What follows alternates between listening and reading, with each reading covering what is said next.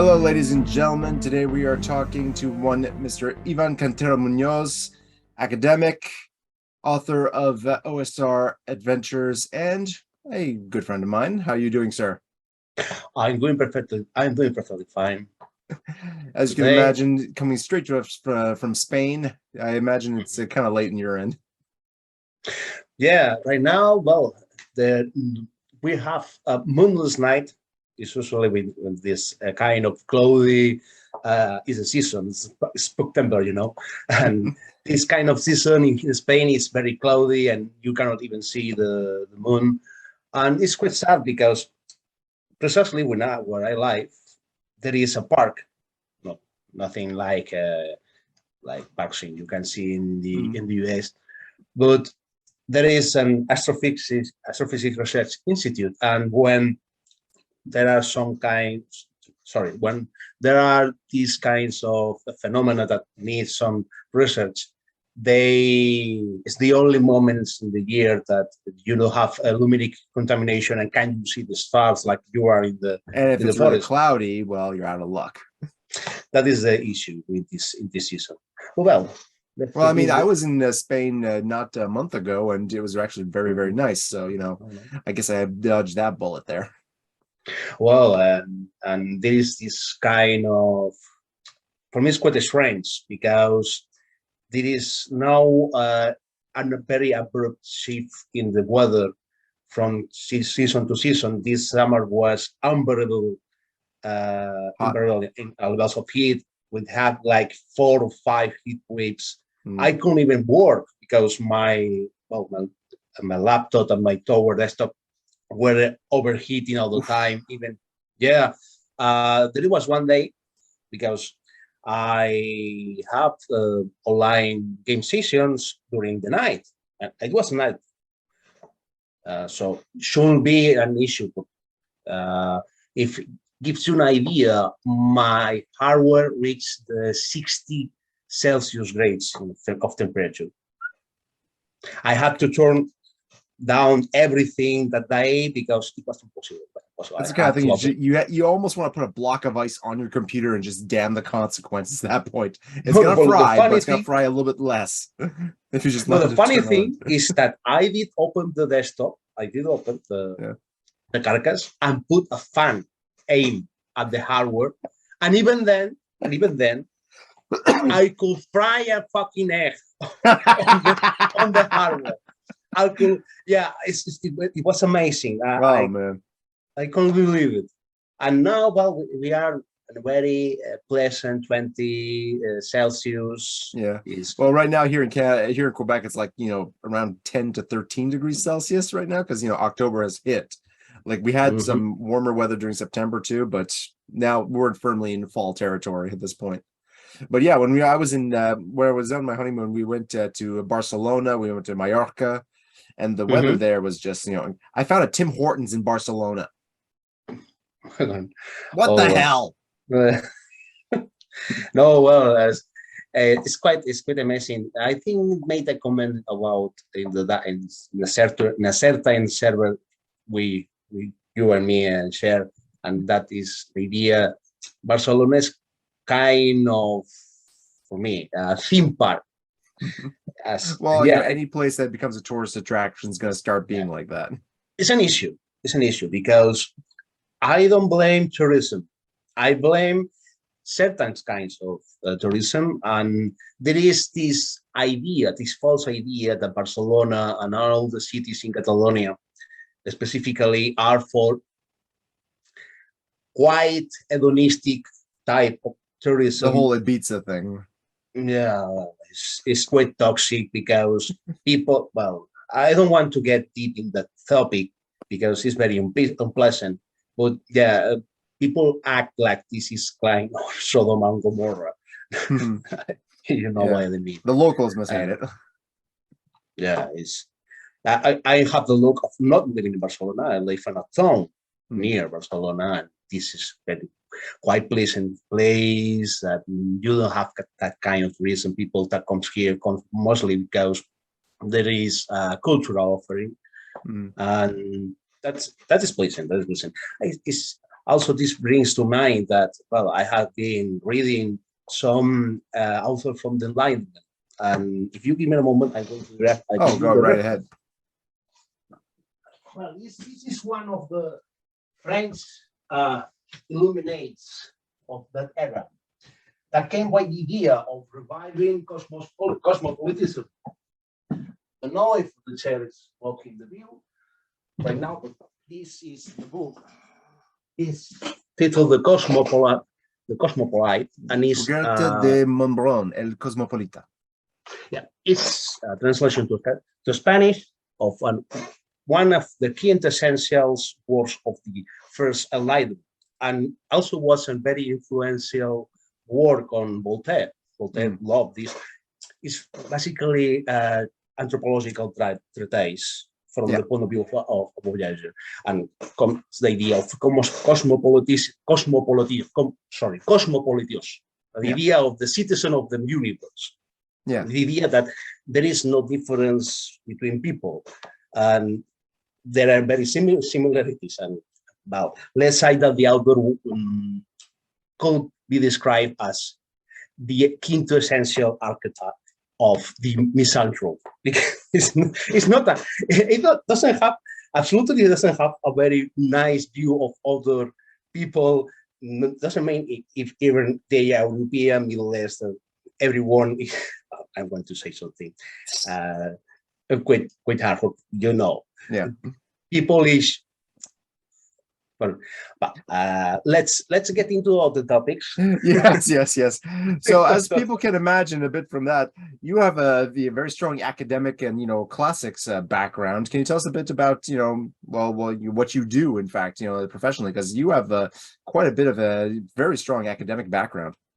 Well, I'm a lecturer and actually a researcher or philosophy doctorate candidate in the philosophy department of the UAB, the Universitat Autònoma de Barcelona.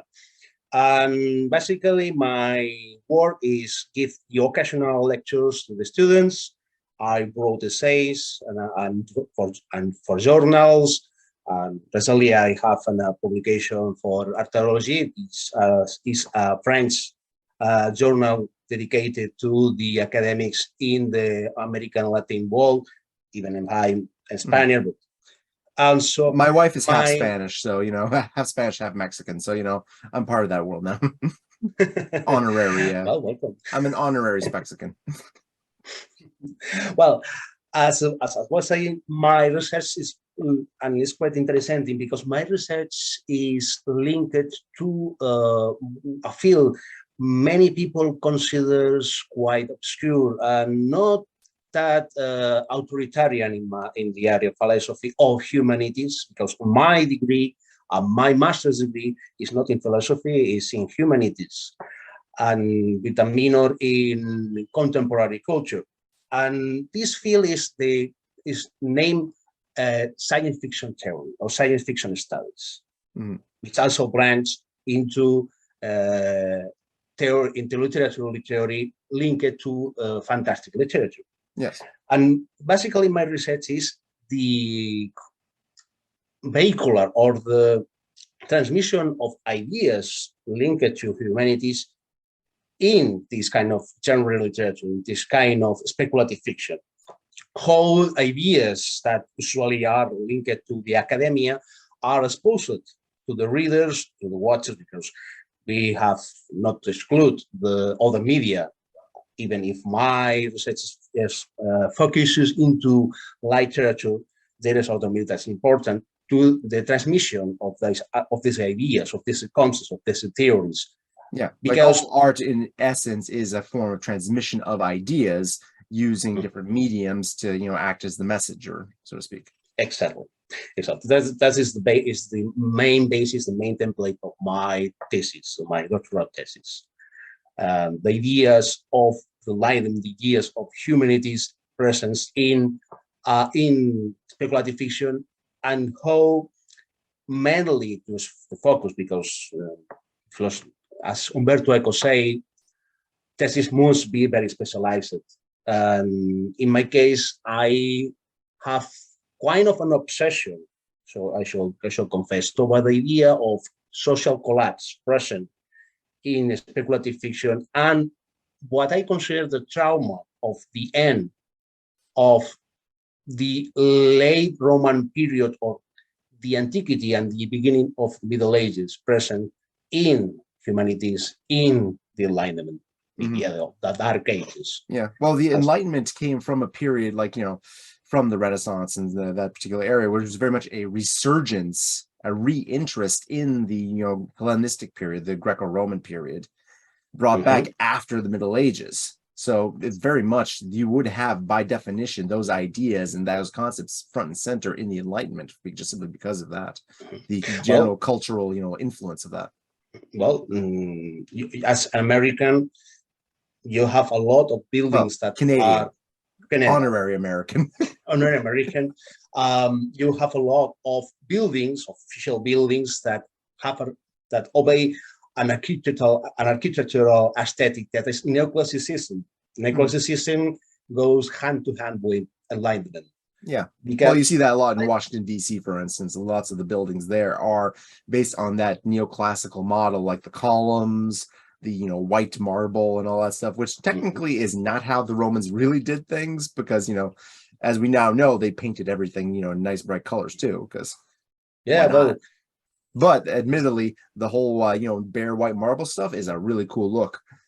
Yeah, well, we have now I don't recall the name. We have an artist here in Catalonia that have this misconception. All his neoclassical statuary, because he was a sculptor, was made in marble, but the painting, because there was this idea then.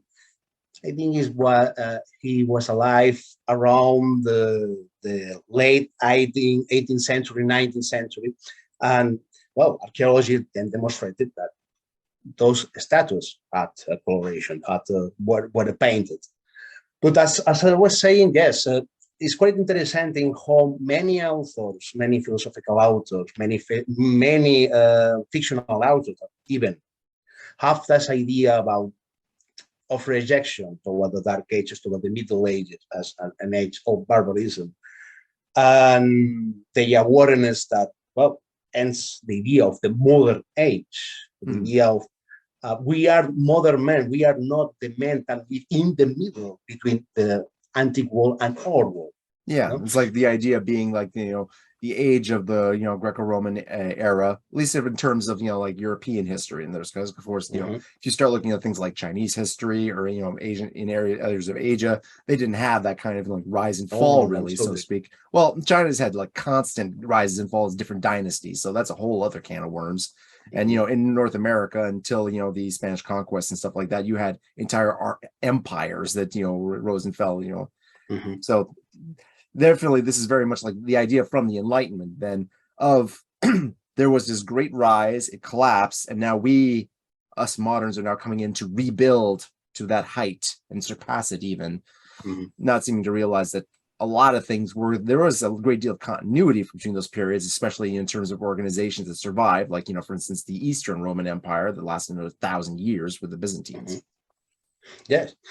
And even I should say that there is a saying in the Muslim world around the time of the Abbasid dynasty, the Abbasid Sultanate, that is, go to the China for find the truth. So why to, let's say that most of the intellectuals, Muslim mathematicians, of all them, had this idea that China was the main reference of culture at the time, because there was this awareness about the Romans being in decadence, because for the Muslim world, the Romans didn't really fall at all when the Western Empire did collapse.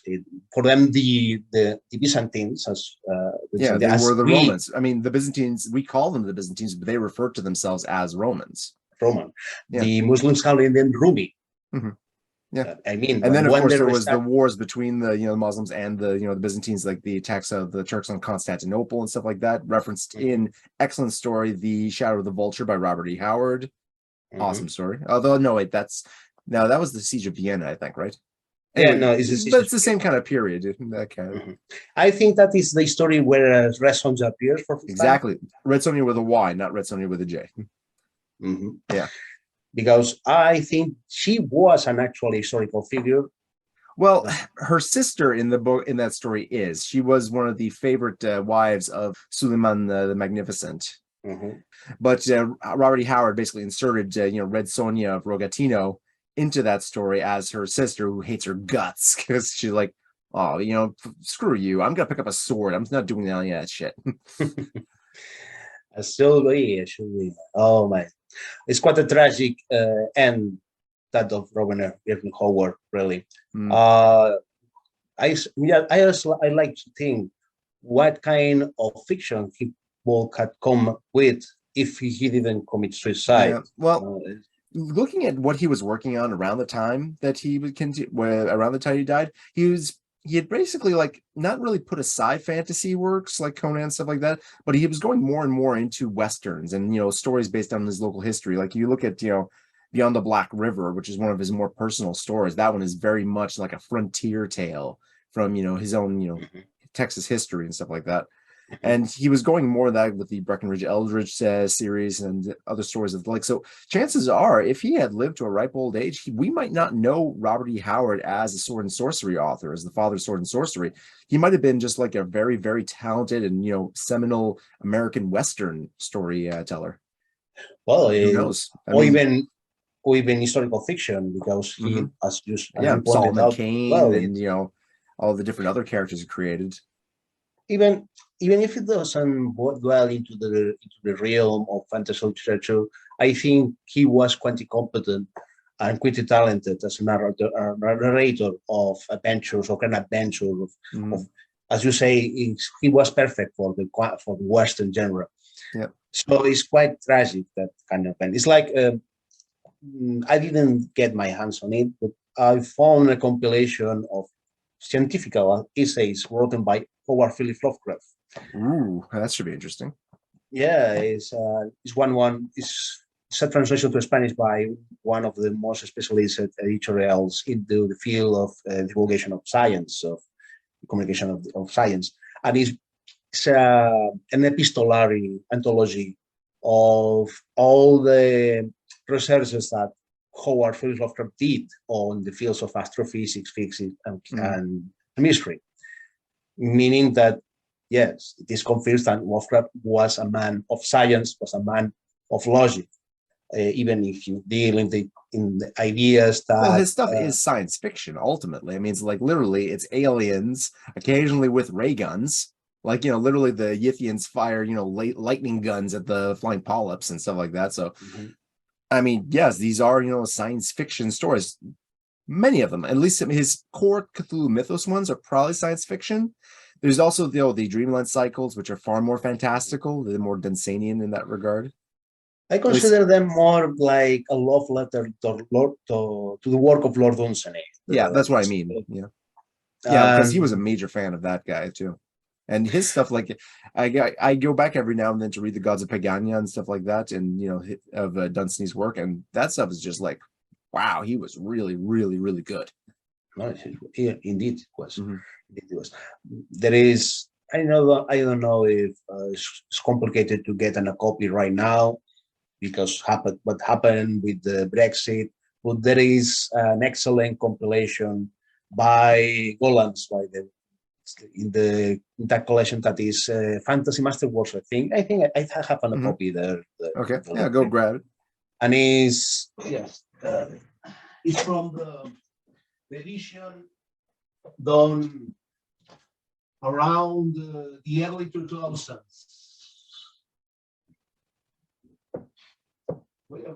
Guys, I always love interviewing people with big libraries. It's always fun. I'm prolonging the stereotype of the scholar that spends most of his day surrounded by books. Oh, well, this is the edition. Nice. It's from the early 2000s, and it's Time quite of the Gods. Ooh, yeah. It's quite good. It's a must read. It's a must read, and it's quite sad because this kind of authors are falling into obscurity for the most younger readers. Yeah. I mean, one of it the was- things I like about the whole, old school Renaissance, the OSR, and old school D&D things is that it does have, thanks to Gygax's Appendix N and all that list of authors that he put in the Advanced Dungeons and Dragons manual back in the day, you've got all those earlier authors. They still have a presence in this modern discourse that we have. Maybe not in the larger literary world, obviously, unfortunately, but there is a kind of persistence of these older pulp and older literary tradition authors throughout into modern gaming at the very least, and modern authorship, since so many other people in this are also writing their own stories. That quite links to my research. My research, my thesis doctoral research is quite similar to that, in the idea that when people consume general literature, mostly science fiction literature, is also consuming science, is getting or philosophy also. So if the author doesn't have that pedagogical tendency to share his roots, he shares his basis for his ideas, is very counterproductive for the reader from a cultural view. If I don't know if I'm expressing very well my ideas here, but the main concept is that in these contemporary times, we are obsessed with content, not the idea of creating a work of art or educate the reader, the viewer. It's the idea to generate a product. That main purpose is only, and I say absolutely only, evasion, escapism. The idea that like when you have a headache and you take an aspirin, you don't really help the source of the pain.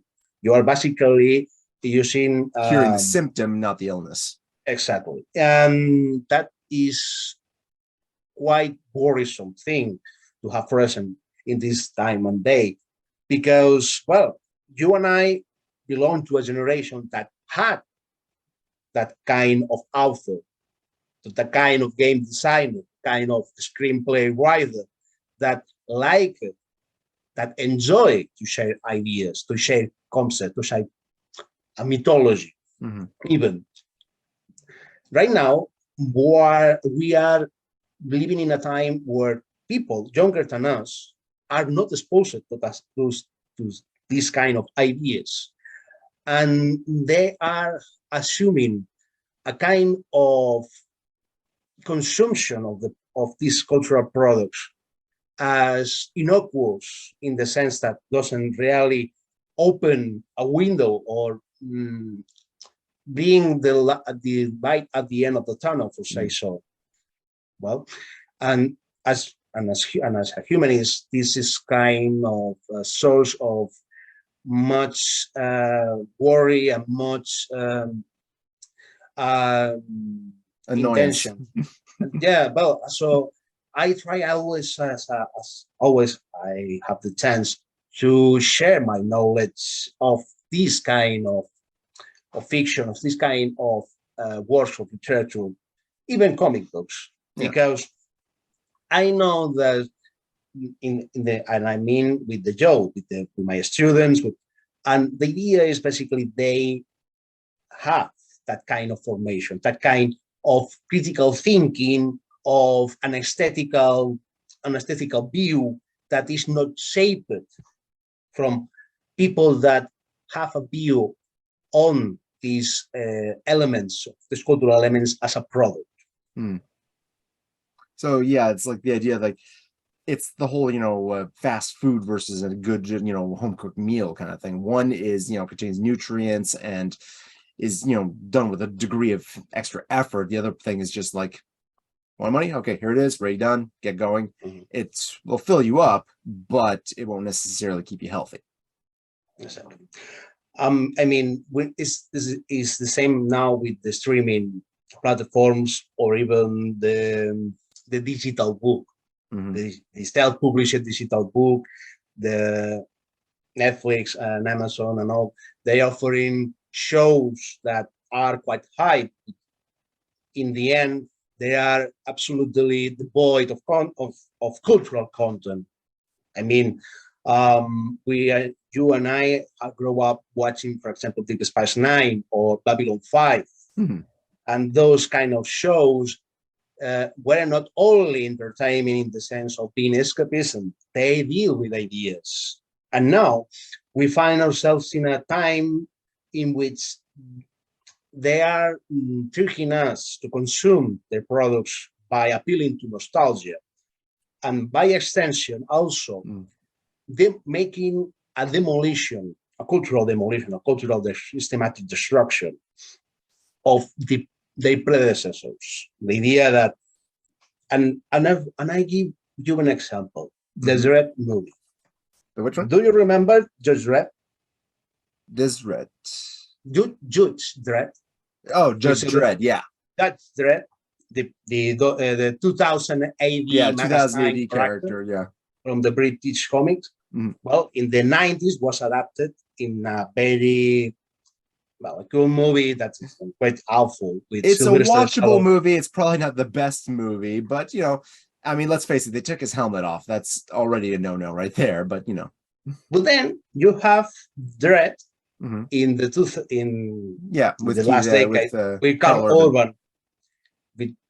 It make a perfect performance of the character, and the movie is amazing. It's very amazing action flick, great entertainment, and great characterization of the Mega City 1 wall, and it flopped.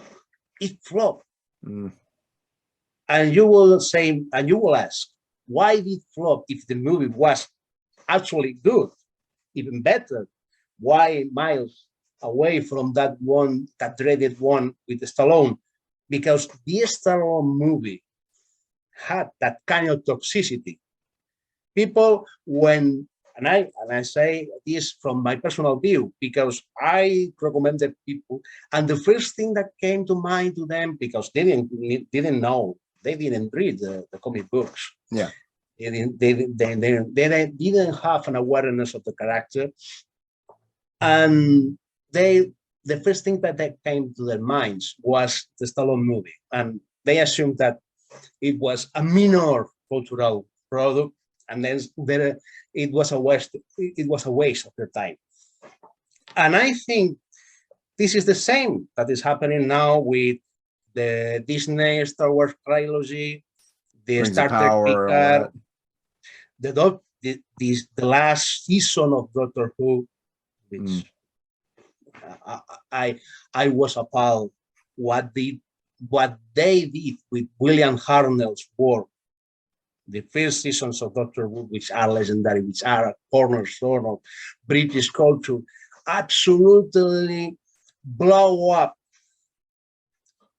throw to the trash in a very few minutes, and you cannot but think that this is intentional. This is not a mistake. There is something behind this kind of conduct from the creators. And I think the idea is basically obliterate the old mythology and create new mythology, but they don't know the engineering for create a new mythology. That is the issue. Yeah, I think because like the earliest mythologies are essentially people trying to explain the world to themselves in many ways. Like people back way thousands of years ago have no idea really how anything works.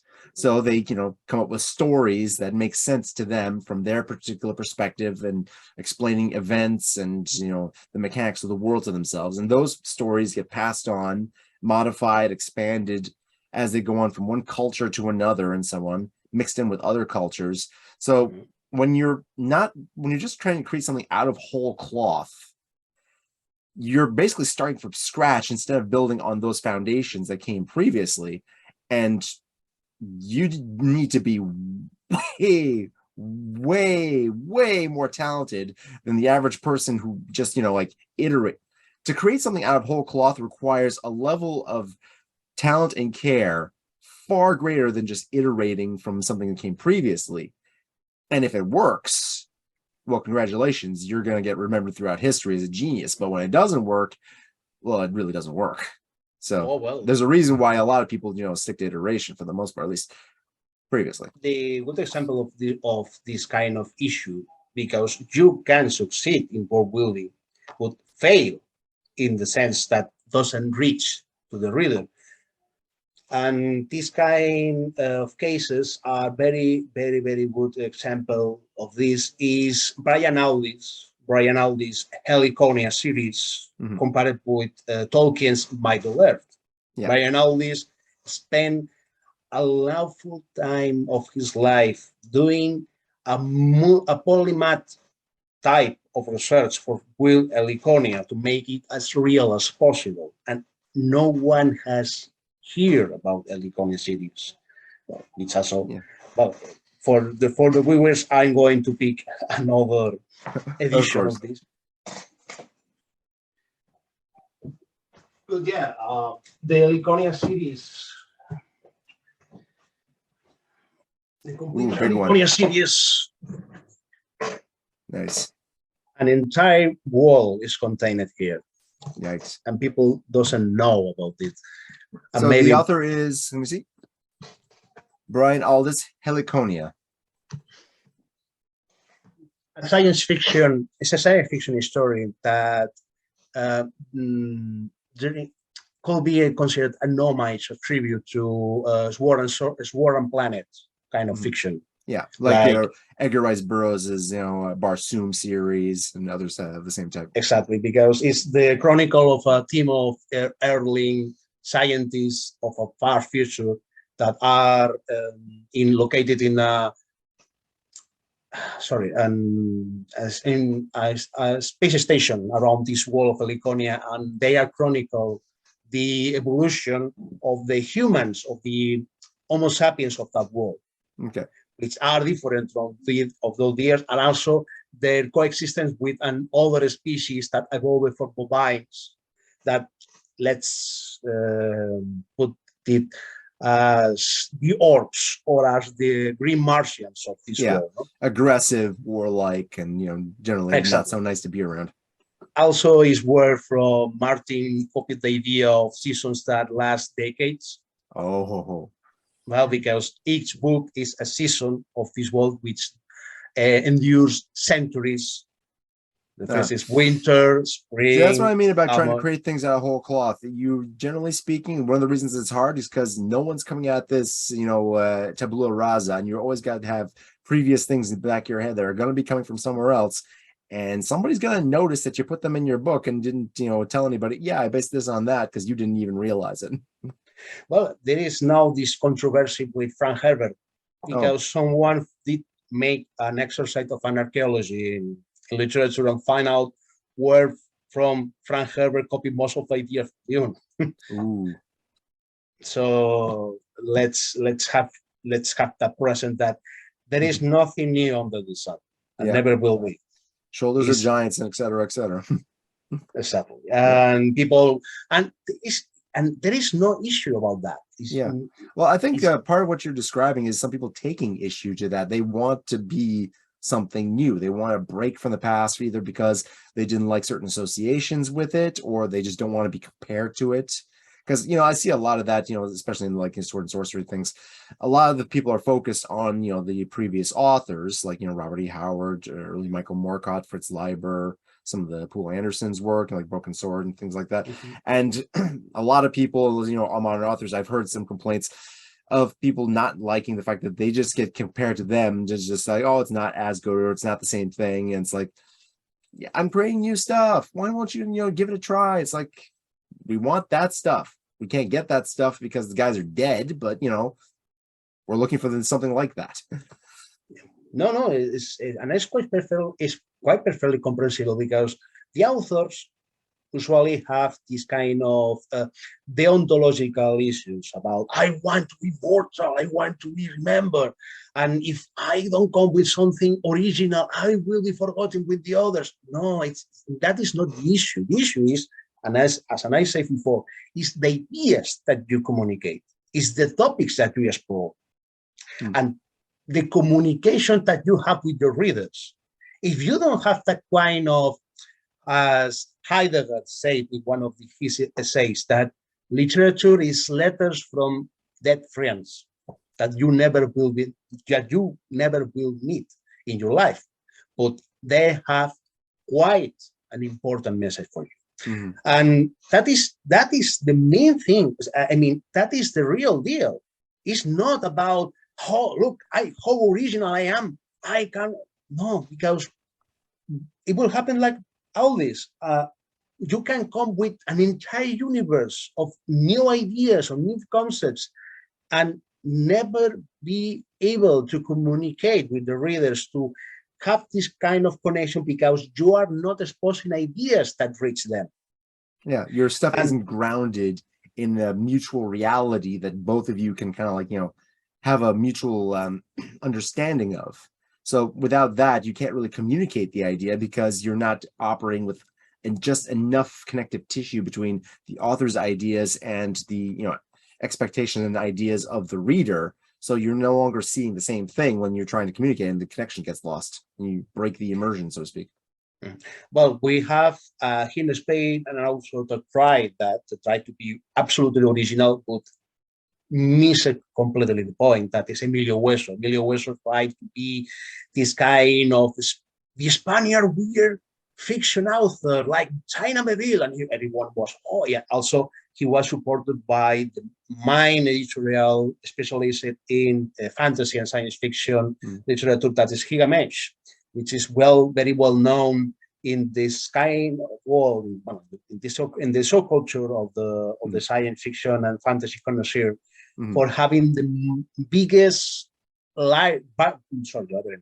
bookstore in all Europe. Ooh. Sorry, that sounds like a pretty big place.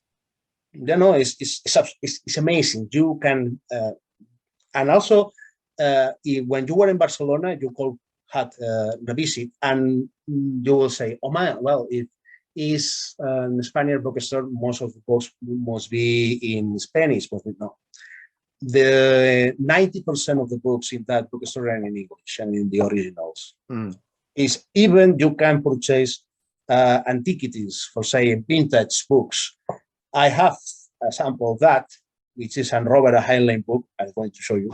Nice. As I was saying, Emilio Hueso was supported by this editorial that became incredibly powerful for having for being the only ones with the rights to the Spanish translation of Game of Thrones. Okay. So, yeah, you want to read Game of Thrones in Spanish, you gotta go through them. Exactly.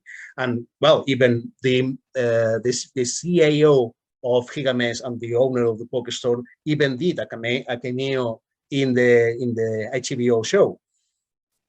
And he was the one that suggested shoot some of the scenes. Some of the scenes of the show here in Spain, here in Catalonia. Well, there you go. I mean, that worked out pretty well, I guess. Everyone was high because, oh my God, he has the full support of Alejo Cuervo. It's the name of the CEO. Boom! Absolutely boom! Because as you say, has no damn idea what he was doing. He liked the idea of doing it. He didn't have any idea how to do it. Exactly. It was a fascinating, weird world, but it doesn't have any element of analogy with the reader. There was anything grounded in reality, and people was making memes and absolutely even tweets on tweet, exposing the book page by page how awful they were. So there you go. There you have it. You can be a very original author, but fail completely. Yeah, I was saying this is the book I purchased in. Nice. That's one of the original printings. Well, it's from the 60s. It's not the original from the 50s. But still, damn back.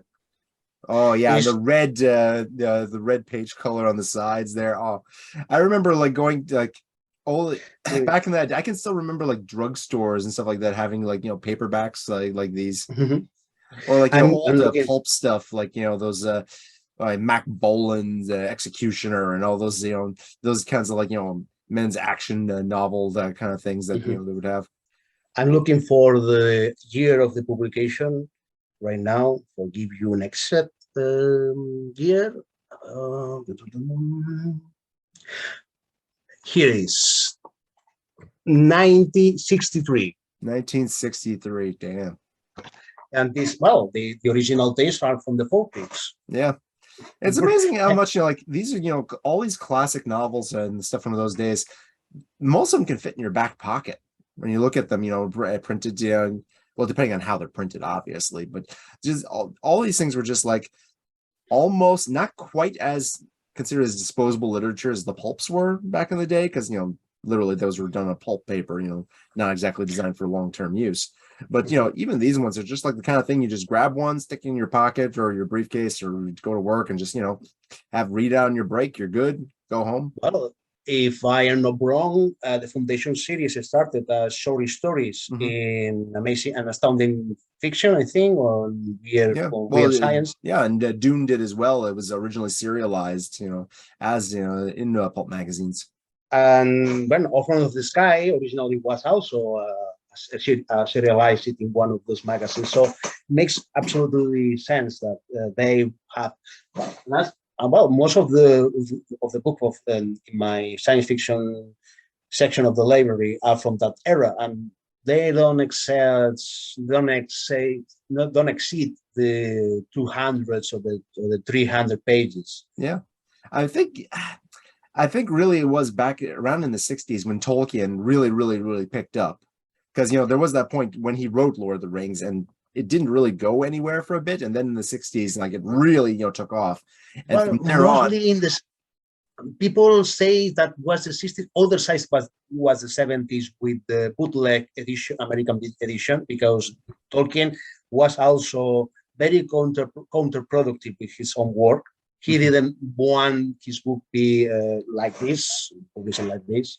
Yeah. And someone did a bootleg edition in the 70s that was absolutely devoured by students in the 70s. And well, it's at a time. You can see the effect now. It's percolated through the culture until, eventually Peter Jackson makes those movies, and then that explodes into the wider non-reading culture. And, here we are. Yeah, well, yeah, what Bezos did. What tourism? What you were saying about tourists in Barcelona and stuff like that, that kind of like impact. I hate to say it, but you see that a lot in genre fiction and genre works, in genre gaming, genre fiction as well. When something blows up, and then the demand for it increases to the point where there's not enough talent to go around to create it all. I mean, that's really the problem with the streaming situation. There's just so much of it that the talent pool hasn't expanded in proportion, so much that there are some excellent writers out there for these things. They just can't all be working on all these shows, so you're going to get a lot of crap. Well, I want to say that what the precedent for this is even earlier, and it was exposed by Harlan Ellison himself. I remember him mentioning this, yeah. Ellison is watching his last episode of Ellison is watching. He denounced how the corporations used their marketing, because, well, in the 90s, there was the boom of Star Trek and Babylon 5. And people started to overgrow the science fiction conventions. And Ellison was ranting about a documentary, which I remember seeing this. Yes. And, well, he was absolutely pissed off because he remembered one of those guys that how to say it, talk shit about the conventions of science fiction in the 50s when he was a teenager, addressing about the fans as the Moonies and the Martians. And well, he has the article and say absolutely destroying. Yeah, I remember he was just like Harlan Ellison was a savage in his own way. It's just like a meticulously polite, extremely savage man. Oh yeah. Plus, he was a great writer Well, too, so it helped. Stephen King had an anecdote with because everyone knows that anecdote when he assaulted Jane Roddenberry for the City at the Edge of Forever, 10 years in the script. But people doesn't know that Stephen King was present the day that the producers were with the other writers, among them Harold Allison, when they were doing the brainstorm from the first Star Trek motion picture. Well, one of they weren't saying, but they weren't doing the brainstorm, came with the idea that at some point of the movie, of the original script of the movie, the Enterprise ends at the beginning of the universe. And someone of the producers, among the producers, I think it was the executive producer saying, well, what if the Enterprise finds a civilization based in the Mayans or the Aztecs? I remember he mentioned this in his book. Dance Macabre. Dance Macabre, yeah. Dance Macabre. That's actually also a really good book. I recommend it. But yeah, he mentions this whole situation is like Harlan Ellison's like, what the fuck are you talking about? And it turns out this executive was just obsessed with the Mayans or some shit like that. Yeah. Harlan Ellison lost his shit as Harlan Ellison. I mean, he reached that boiling point that he stand up. I think Stephen King says that he even grabbed him from the chair and was, what the fuck are you talking about? And the other tried to pull rank because he was the executive producers. I'm the producer right here, and you must do. And Harrison was absolutely pissed off and say, I'm a writer. I have and how to say it, how to translate it. I have an authority in the sense that I'm an expert in writing. Exactly. And he left the area and said, I don't want to know about ambition. But it was a good example of the kind of bullshit that we are now in. Because the situation right now is the madman has taken the asylum. That is the situation here, because and before I wanted to say we need more authors, we need more screenplay writers like Harlan Ellison that didn't fear to say no. I'm not going to jump through the ring of fire like a tame lion for your amusement. I'm not your, as Quentin Tarantino say, I'm not your monkey. I'm not your trained monkey. I'm not a trained monkey. And the issue is that many writers fear to say no. Say, no, we cannot have this. Yeah, I think a lot of that comes to. Yeah, I saw some articles on this a while back, and a lot of it I think it comes to is like the normal way that, for instance, television writers would come into the business. Would you come into a one show and there'd be like a dozen writers all working together, and you'd be bouncing around ideas and working on this particular show, and then you eventually get to smaller groups of writers on more specialized things, and you'd have time to season yourself. Nowadays, you look at a lot of times like your average Marvel movie, it's being directed by someone who did a couple of indie picks and then got scooped up by Disney and just like put in charge of a multi-billion-dollar franchise movie. McDonald's production. Yeah. Here you have your hamburger. Give me your money and get the fuck out. Like sometimes that can work. Sometimes someone has the indie sensibility and can then just somehow move on to one of these larger productions where they're basically like the general in charge of an army rather than squad leader in charge of a small group, But a lot of times it will work that one time and then it'll start going downhill if they can't make it work. Because not everyone can bottle lighting twice. That is impossible. And Brian Blessed. No, sorry, Brian Blessed. No, we have to pronounce it correctly. Brian Blessed. No, sorry. I say it's John Rhys Davies. John Rhys Davies, when was involved in the TV show Sliders. Oh yeah, I remember that show in the 90s. That was a good show. In an interview, he said that was absolutely appalled about the kind of quality the writers he has to work with, because one day he arrives to the studios, enters in the room that because John Rhys Davies had a very compelling conversation with a scientist saying, no matter what we want is this show to be like a Star Trek in the sense that respect science, that helps communicate humanities, humanism. And John Rhys Davies, having present this, arrives to the studio and find the writers of the show watching the cool movie Species. And the next episode that he has to shoot was a ripoff of Species. And John Rhys Davies realized that he was working with incompetent people, unable to do anything new. Well, it's like you end up with fiction that references other fiction instead of fiction that references history or, actual concepts in a sense. I mean, John Rhys Davies was aware that show could be the next big thing because we are talking about parallel universe. Yeah, it's like every episode could be its own like what if scenario to it. What if this had changed history, or what if this had changed, or what if this happened?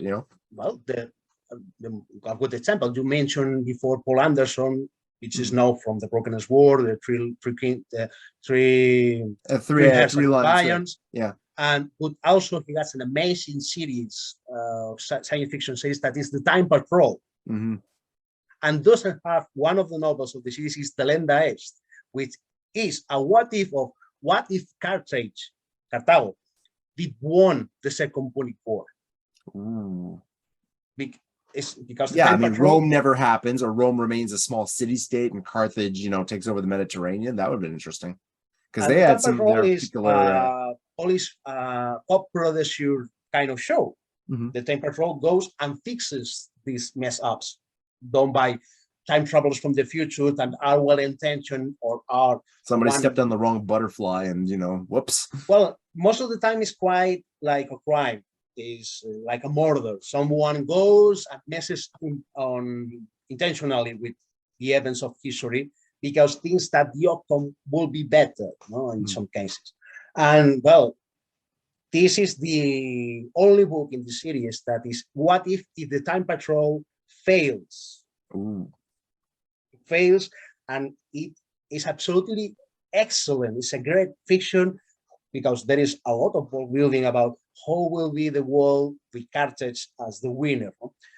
And Sliders have that kind of potential. John Rhys Davies know that had it, and those assholes, because I don't have any other adjective, messed it up for the fear of saying no to the producers because the budget, because they didn't want to come with big ideas at the time.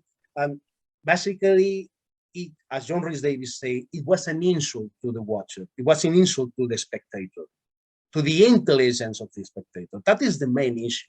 That these producers come with these fast food ideas, this overproduction of crap, because they underestimate the intelligence of the spectator.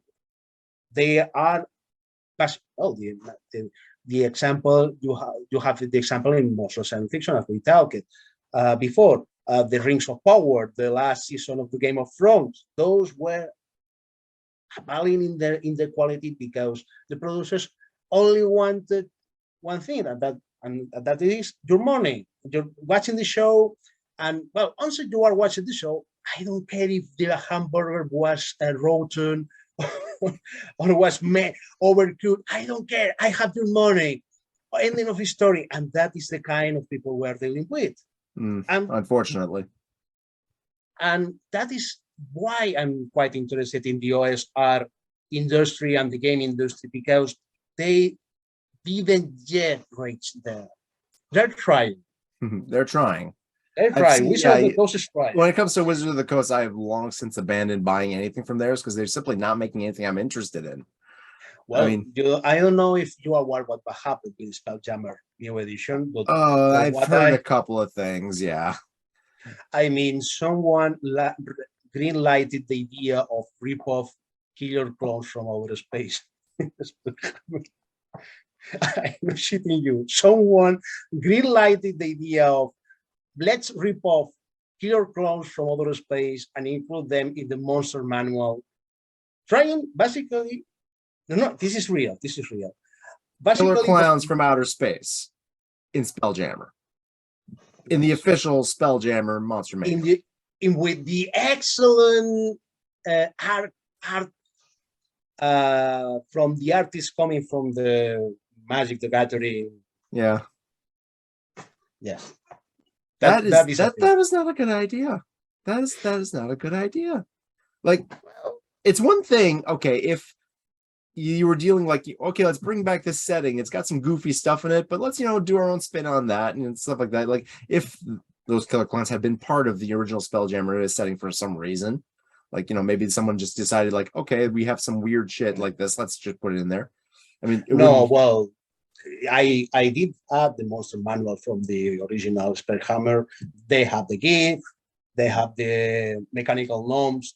Those things were the Neogi, those kind of weird tarantula and moray eel slaver types, which is the Neogi. Neogi were amazing enemies. For me, were more the kind of the antagonists you reserve from the long-term campaigns, like the Moon Flyers, because they're amazing. Cosmic horrors kind of thing. They're literally draining squid-headed monsters. They're perfect.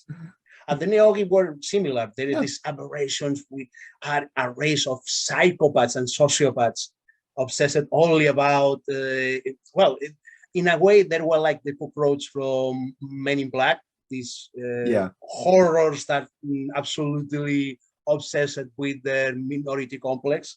And there are... they're just out to dominate and enslave everything they come into contact with. And and even there was a reference to the anime and manga The Guyver. And there was a race of elf that had the same powers as the Guyver guy. Is that in the new Spelljammer too? Or no, that was in the old one. Yeah. So the old one. These older settings were not immune to having like pop culture references thrown in, and adapted to things. But I guess like the difference here, I guess the killer clowns thing was just like way not perfectly blended into the rest of it. It's just like out of nowhere kind of thing. If you see the official art, to be fair, I have been looking away from. It's an Spelljammer with a catapult. It's horrendous. It's an Spelljammer with a catapult that has a cream pie ready.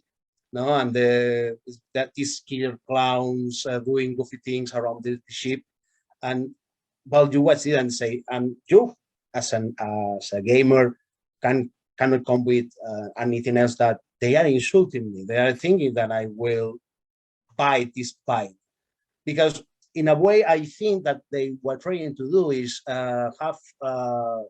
say the OSR community, come to my stuff, because we have weird ships too, because the Gonzo aesthetic is very strong in the OSR. You look at something like Dungeon Crawl Classics, for instance, or a whole bunch of other things. You got Operation Unfathomable, which is completely Gonzo.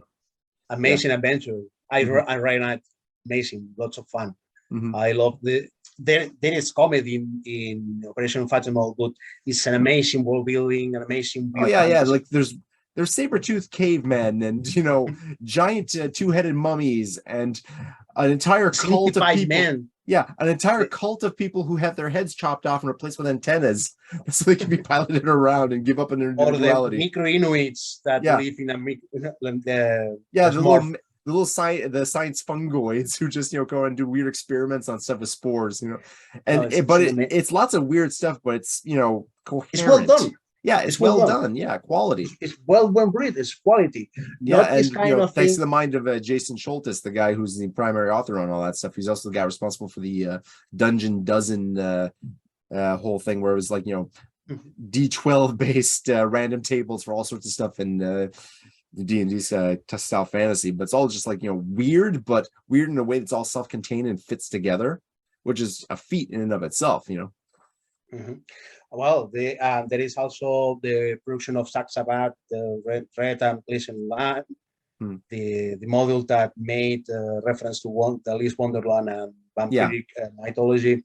And well, they are aware that those books make a lot of money.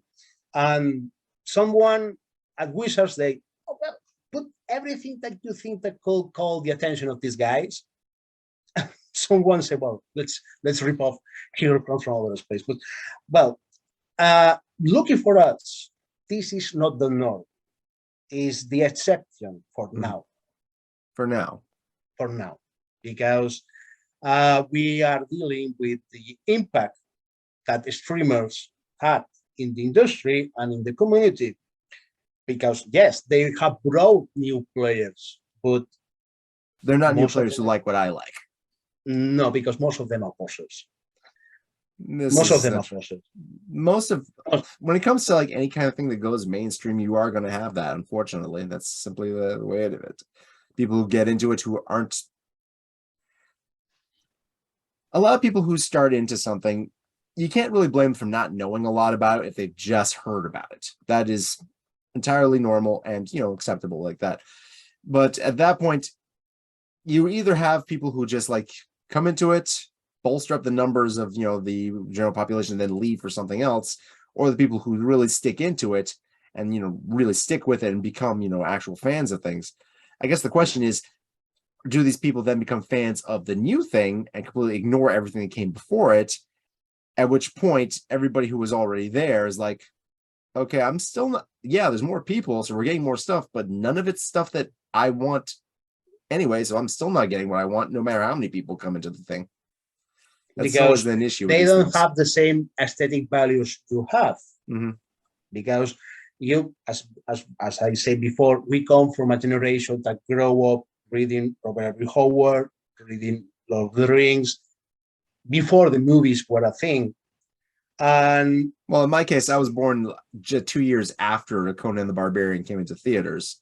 So I'm very much, that is my aesthetic to a certain degree in that regard. You know, the whole, you know, Frazetta aesthetic, the, you know, classic illustrators like, you know, Mark Schultz, or current ones like Didier Normand, Michael Siragos and stuff like that. Those guys, that kind of aesthetic is my jam. And I'm open about the fact that I have a very specific thing that I want.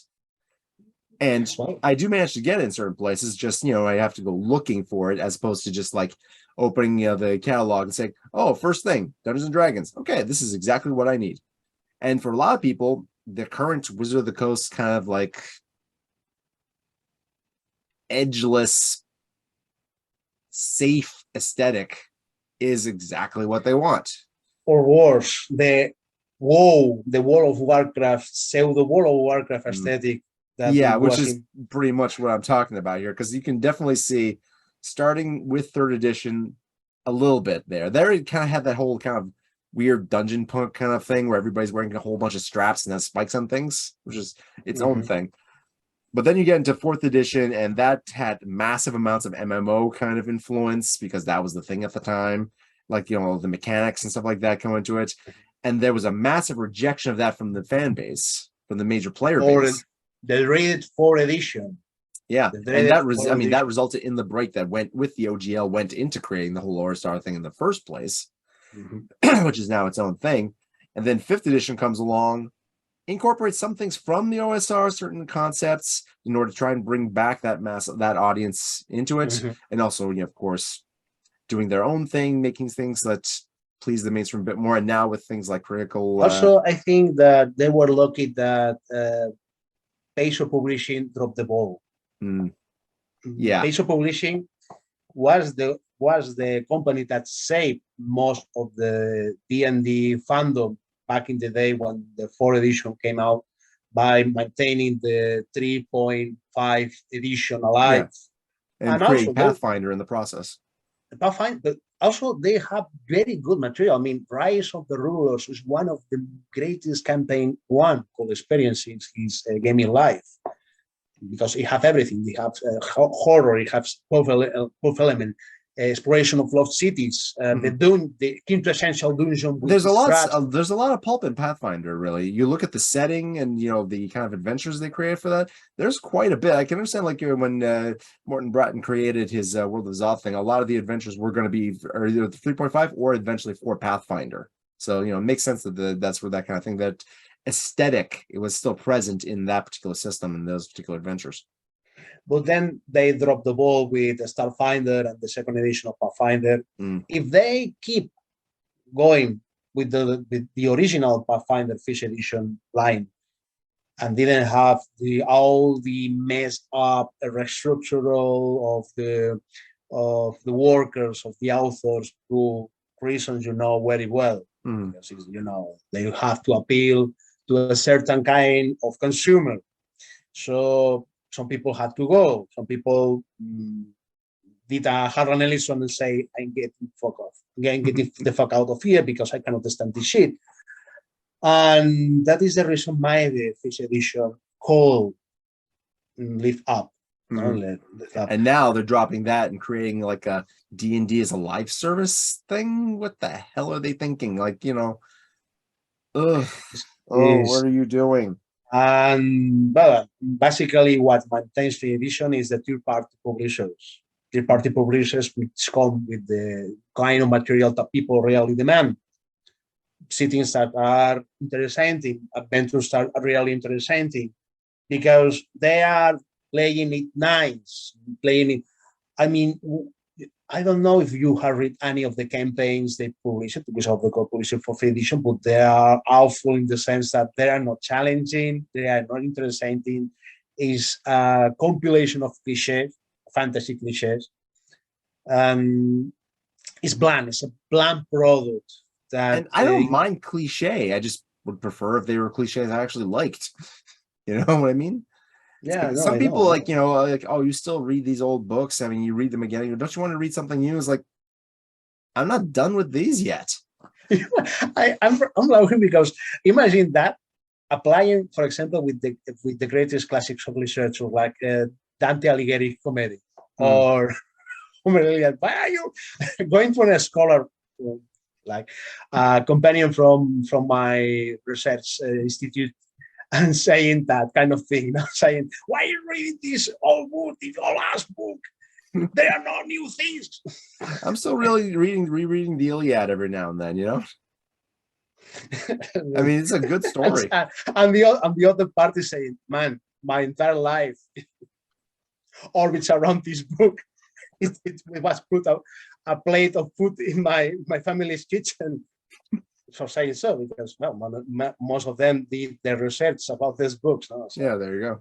And so Harlan Ellison did once say that people is obsessed with the new things in the Western world. Our news is the new thing, and did say that it's what was quite counterproductive, because at the time that he did this run, movies that were amazing, like he says The Dark Crystal. See, it's curious because this episode of Harlan Ellison is watches from around the 90s, and say that around that time people doesn't know what The Dark Crystal was. Thanks to the VH tapes and the video clubs, is a thing. It's the wonderful thing about the cool movie phenomenon.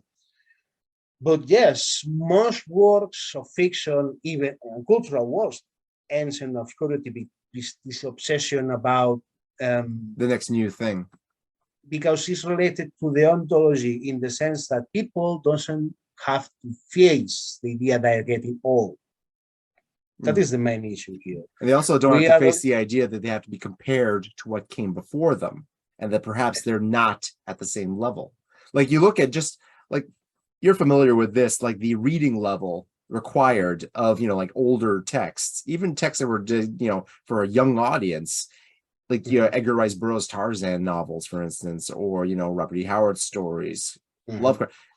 You want to learn, some old ass English, you crack out some Clark Ashton Smith, you're going to need a thesaurus if if you're not used to it. That's the kind of thing that, compared to, modern fantasy literature and stuff like that, it's just like, it's often, not always, there are some people who make an effort to actually write for, a higher grade of, language, but it's not always, designed for the same kind of level of comprehension.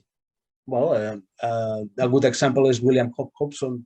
The Nightland. The Nightlands. The Nightland is written as a piece of metafiction, as it was the chronicle of a man from another century.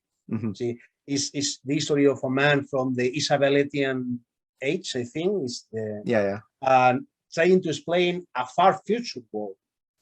Yeah. And Which is an interesting concept. Like you have all these concepts that are already incredibly hard to describe, being described by someone from a previous time period who we are divorced from. So we have to try to understand him trying to explain that, which is already hard to explain. That's, that's a and bit now of a conundrum. tell a player that is in his early 20s that belongs to the TikTok generation to read that. Oh boy. Yeah, I gotta reread that one again. How we react not to that kind of material, read material. Well, most like I will say it because my personal experience is that most of them are not interested. Because this is quite interesting because this guy's idea that what came before them is 100 times better than what they are consuming now. And that makes them have a rejection of anything that is belonging to Gen X generation or the millennials or the centennial generation. Zoomers, I guess.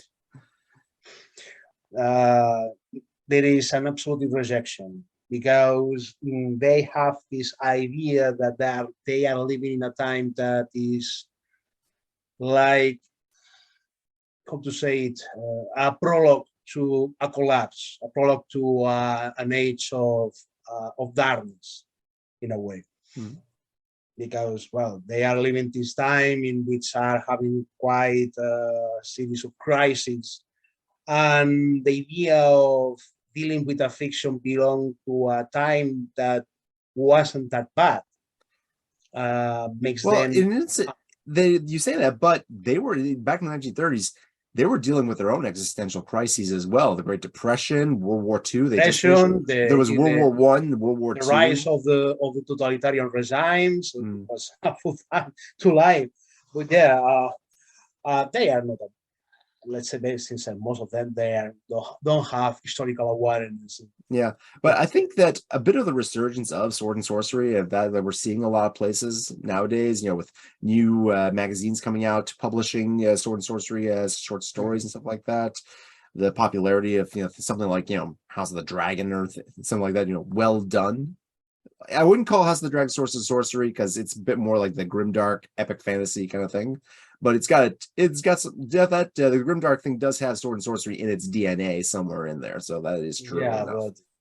but the question is legit in the sense, for example, the grimdark came around the time of the new wave.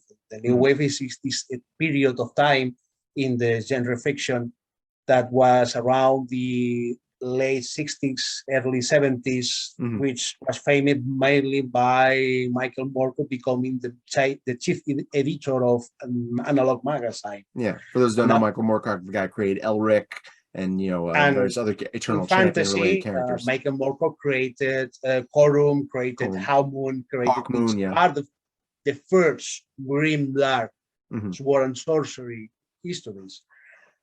But they lack shock value. They were not intentionally shock value. They were a vehicle for an idea. And this idea is, what about a world which the conflict is not good versus evil, but love versus chaos?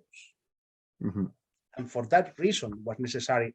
Those histories were grimdark because you wanted to have a gray scale of morale, of ethics in the characters. You don't want to have an Aragorn or a Frodo against Sauron or Saruman. You wanted to have people that were more real, were more grounded in reality in their praxis, because you wanted to, Michael Moorcock wanted to talk about this conflict, which was at the construction of most of the ideas that came before him. Yeah, like the whole concepts, like from earlier sword and sorcery of barbarism and civilization and stuff like that, writ cosmically in this case, as opposed to being conflicts between human polities and stuff like that and human conceptions. Now it's, the laws of the universe, law versus chaos in that regard. And, where does humanity find itself in regards to that? How much can one, go into one direction without falling immediately into the other? And how well it works out. This is very well exposed in TSA, but it's still able to find the net. That is Epic Pooh, in which he announces that the main damage done to that kind of discourse, to narrative discourse that came from Robin Irving Howard, was Tolkien and Lewis. He says Lewis and Tolkien are the main responsibles behind these erroneous, that the wrong vision about this war and sorcery, because war and sorcery is about not the Catholic Manichaeism vision of the universe about good versus evil, the acceptance of death, which is hard.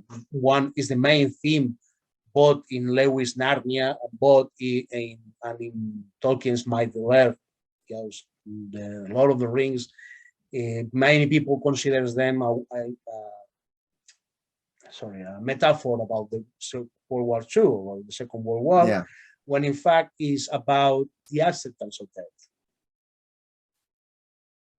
That is the main topic of the Lord of the Rings. The idea is the Saruman motivation is they don't want to die, they don't want to accept their mortality in a way. No? It means that they are, we know that in the mythology they are spirits, they are fallen angels. No? The idea which brings us back to the whole, Catholic Manichaeism thing. Exactly. And the main conclusion is the acceptance of that. The conclusion of the trilogy is the idea that, well, there is nothing that we can do about this. It's the reality of the world, and well, Michael Moorcock considered this did a lot of damage. This Catholic Manichaeist view of the war and sorcery was very popular for the reasons that we talked before. Yeah, and he tried to revive the idea of civilization, barbarism, the Rusonian man. No, the idea of the noble savage. The noble savage, exactly. And just how noble was he really? Well, I could say a lot of things about Rousseau as a person. He's not was a good person. Name me anybody who made the history books who was a decent person. I mean, come on. Name me anybody who was going to make the history books in the future who's also a decent person, and I'll call you a liar. Well, you don't make the history books unless you've gotten at least a couple of skeletons in your closet at this point. Let's face facts. Well, Erasmus of Rotterdam. In his history of philosophy, the really good boy, the only good people, the only person that can say he did an awful thing was Erasmus. For Erasmus, the only thing that he did wrong was become enemy of a certain priest. I'm going to say the same. Yeah. Well, sometimes you get known in history for your enemies, can I say? Yeah. But, speaking of, authors and stuff, you have your own little creations as well. I previously covered, it came from the Scriptorium, a adventure you wrote that I covered on my channel. That was an interesting little horror romp, a particularly lethal horror romp, may I add. You've got currently you're working on another one called Escape From, let's see if I can pronounce this correctly, Escape From Miklagard, which is, what would you like to tell? We've already covered the Scriptorium. Is there anything you want to add to that one? I remember that I may not have covered when I reviewed it a while back. Well, it came from a Scriptorium, was a love letter to film series that were very influential in me. That is Evil Dead, Phantasm. You in your review excellently pointed that, And Yeah, consider well, I that, didn't mention the Evil Dead part. I probably should when there was a alchemically powered chainsaw in the Hidden Adventure. well, But the quartering tree is a reference to the first Evil yeah, Dead, Evil Dead. Yeah, the first Evil Dead, the famous rape tree, the scene. And which well, doesn't yeah, get so mentioned very often when people start discussing the series going forward. well, yeah. I mean, well, it's quite interesting. Evil Dead is the only franchise that hasn't been obliterated by the new trends. Because I did watch Ash versus Evil Dead, Yeah. the show, an excellent, it's excellent, it's great. Mm-hmm. It's Oh yeah, amazing. yeah, yeah. Bruce Campbell Very lost his step. respectful to the original source. But yeah, my idea was make a horror story that not only was a reference, but also will help people that younger than you and me to discover those film series, because there will be people that will do reviews and say this adventure is based in this movie, and maybe Yeah. they will have some interest about that. Yeah. Well, Evil Dead, obviously, a lot more people know about that one, but Phantasm stuff, that's something the Don Coscarelli series, for those who don't know, it's currently, there are 5 movies in that series. The original one was like mid-70s about when it first came out, I think, or early 80s. 1979, I think. There we go. Yeah, late 70s. This is the same guy who made The Beastmaster, which is one of my favorite movies. Love that excellent movie. It's the, I've got Conan the Barbarian 82 up here. Beastmaster is right there. It's very good as Swords and Sorcery. Talking about ethics, that the panther in the movie died. Yeah, the tiger, the tiger. But it's the only thing that you put this amazing film, great amazing film. And it's quite sad that in recent years has fallen into absolute obscurity, because many times I make reference to, like Beastmaster, and what is Beastmaster? And it's funny because, for a long time, when you heard the words HBO, it stood for, hey, Beastmaster's on, because it was in such syndication for so many years. They okay, we have the rights to put this movie on. Okay, let's put this movie on. It's like, hey, Beastmaster's on. It was like, the mainstay in HBO back in the day. Yeah. But sadly, it's real, because it's just like one of those films, like that one is very much like, more so even than Conan the Barbarian. That was the epitome of like, hey, this is an AD&D adventure. It's like random encounter with a bunch of weird acid spitting, bat monsters that have a thing for eagles. I mean, just why not? Just you rolled it. This is happening now, and then later on, the DM just adds it into the adventure at the end. I mean, I always say that if you're going to watch Beastmaster, watch it with Cruel. As though, I mean, a double feature, because Cruel is also the D&D session film. I mean, a movie about a space god coming to a medieval planet with an army of weird powered armor wearing space slugs that come out of the ground. I mean, with laser spears. With laser spears. That's amazing. It's a good movie. It's weird. Plus, it's got Liam Neeson being very young and early in his career, playing the role of the bandits that redeem themselves. Yeah, and become part of the heroes. The flaming mares, flying around. The Cyclops, Cyclops who knows the future of his own death, and if he goes against it, he's just gonna he's just gonna die in an even worse way.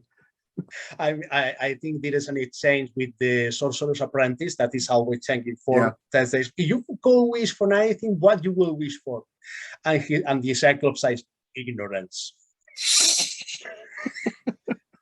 Yeah. Plus, the main villain is like this cosmic horror in a way. It's just like, this nightmare thing that's completely out of place in the world that it's in, because it literally is out of place for the world that it's in. It's literally inside a giant... ex nihilo. Yeah, that is a quite a trope that has come to this us. The idea of Diabolus ex nihilo, the entity that comes from outside and absolutely breaks the world, because it doesn't belong there. Yeah. Also, I mean, who is called Everett?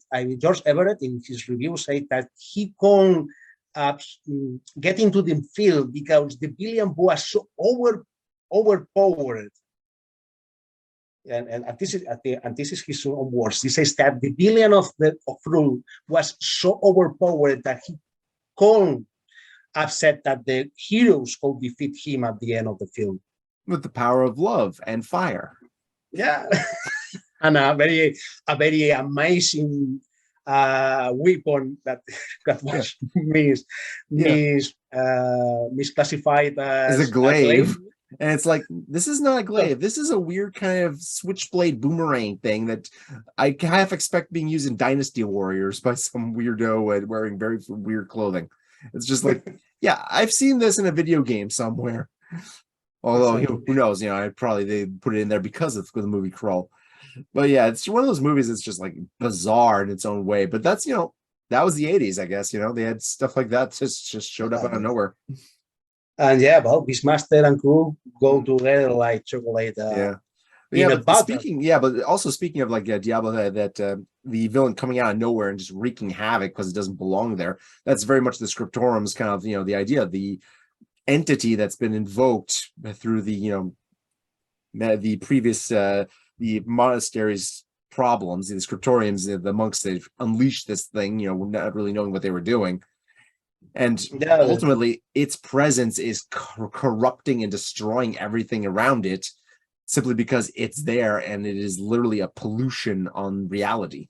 It's like a walking Chernobyl. Is basically the embodiment of the idea of nothingness that has acquired an awareness about good, evil, and he has chosen the path of destruction. And I mean, he originally, my original is that the one that dwells in the void was a mindless entity that when you summon it, is like a spirit of annihilation. Everything that touches disappears and is the end of the world. No? Yeah. But what happens when you are a cosmic entity that is not that it doesn't have really an awareness of itself, that is summoned constantly by evil cults, and you start to accrete a consciousness, and it's a reflection of the kind of bastards who would invoke something that destroys everything in its presence. And ends developing one of the mentality of, I like my job, I love it, so I'm going to have fun with it. And oh dear, yeah. That monstrosity. Ever. I mean, it's a fucking monstrosity, which brings the problem, the main issue that his presence is mutating things into indescribable horrors, causing pain, suffering, death. And well, this is not your demon lord, your archfiend. No. This the guy is basically the no stats narrative vehicle for the game master to bring to the game. It's basically a 5-year-old, a crazy 5-year-old pulling the wings off a fly just for fun. Exactly, and when and the model I say, do whatever you want. When they find, it's like when in Phantasm they have to face the Tall One. Every single moment that the characters of the films have to face the Tall Man, they have to run because the guy is practically indestructible and also is a force of nature. Yeah. I mean, there is in the first film, they managed to cut a finger on his hand. Yeah. And the finger mutates into a highly aggressive insect that assaults them like a gremlin. Gets into Michael's hair and they have to try to get rid of it. They eventually send it into the garbage compactor. And the next time you see the Tall Man, he just goes, hey, my finger's back. It didn't mean anything. And you did nothing. I think in one of the later movies, they actually do manage to kill the Tall Man. And then another Tall Man just comes down through the portal, takes the body away. Like literally, he can just remake himself. Like in the fourth one, that Phantasm Oblivion, which of course they did the whole, Roman numeral in Oblivion just for that. Michael, he's been modified by the Tall Man a bit in the previous movie, so he's got some weird Tall Man powers. It's a long story. Watch the series, people. But he actually has an opportunity to visit the past where the tall man was created, and it's just this nice guy. He was kind of like an alchemist and scientist who works who is the owner of the was a mortician. If I don't recall wrong, the character was a surgeon and a mortician in the Civil War. And traveled back in time. They traveled to the 19th century. And Jebediah, I mean, Jebediah Morningside was his name. Was the most kindest person that only wanted to know what was out there. He wanted to find knowledge for the betterment of everybody. So he builds this like dimensional fork thing, and then walks through. And what Michael's brother Jody says, Michael says, "When does he come back?" He says, "Jebediah Morningside never does come back." And the tall man walks out with one of his killer sentinel spears in hand, just looks at Michael as he backs away. And the first thing he says is, "And so it begins."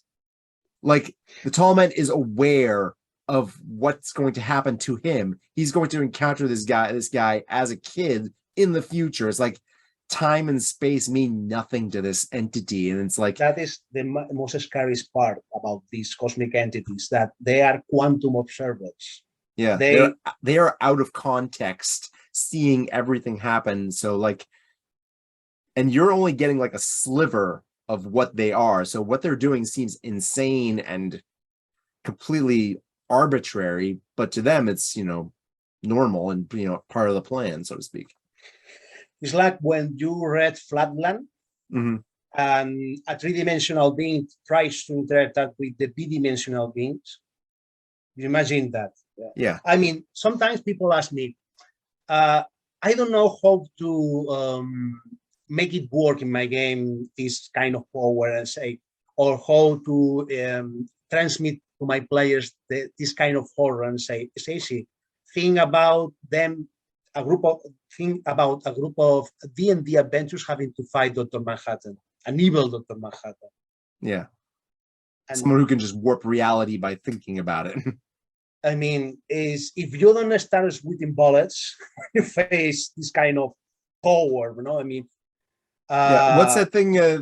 What's that? It's like that line that from Watchmen. Like, this must be what it feels when normal people have to face us.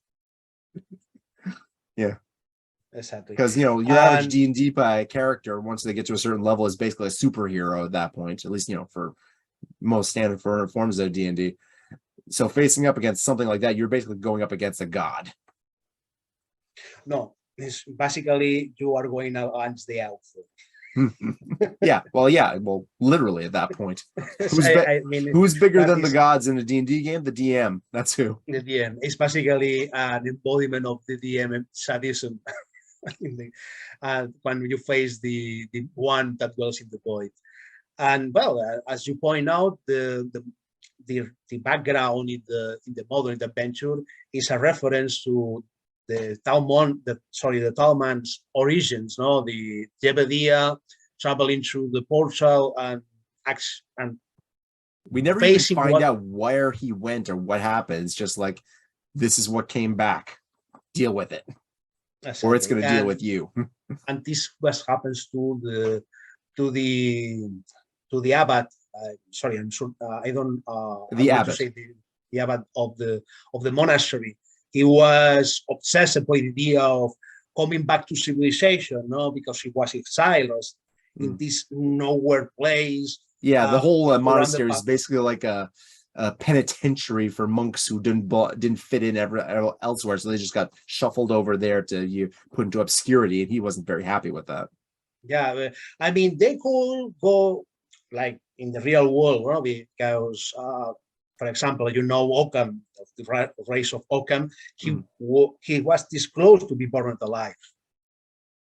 I mean, he made an escape that could be filmed as an action flick, because he had run with two fellow Franciscan monks, and they hired mercenaries that had a galley. In I Was Mortis, and almost they got caught. But the captain of the galley managed to trick the papal envoy. Amazing story. But history is just full of this kind of stuff. And you call, I mean, in this setting, you call Gwen for this, or come with the idea that, well, these people, they are unruly, but they are necessary. They have a lot of talent to be born alive, to be executed. So they're heretics, but they're useful heretics. Exactly. And so let's put them there, which they have no communication with the exterior world. Well, they try to escape, like all prisoners try to escape their jails, and they fuck up. Yeah, well, in a certain way, it did save the rest of the world that way, because if they had been in some place a bit more, populated with better connections to the outside world, oh boy, would this have spread real fast.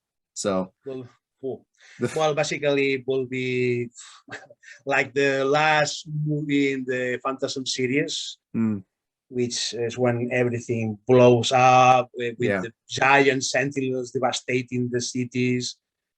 Yeah, things have gone haywire at that point. Well, they will be like something like that. But the thing is, and here is the trick. It gives the players that they have a chance to fix things, to make a difference, even if they are facing an entity as powerful as the one that dwells in the void.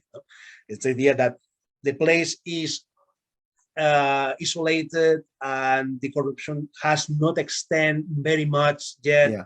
And also that the entity itself has a kind of a hard time focusing in on the ants that are, dancing around it. So it's like, it might pay attention to you if you make enough noise, but if you're careful, it's going to just let its minions deal with you instead, because it's not necessarily it has unawareness, but it's not necessarily like a focused awareness completely. So that's, also an advantage for, the player characters in that regard.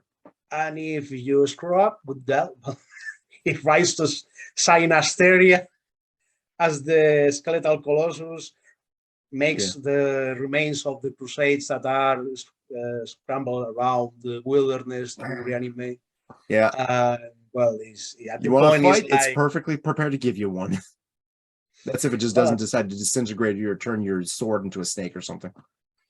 Well, I mean, that was I came with that example for not come with an extensive list of why, because I could say that the one that was in the void, if he wants, he can turn your blood into molten iron.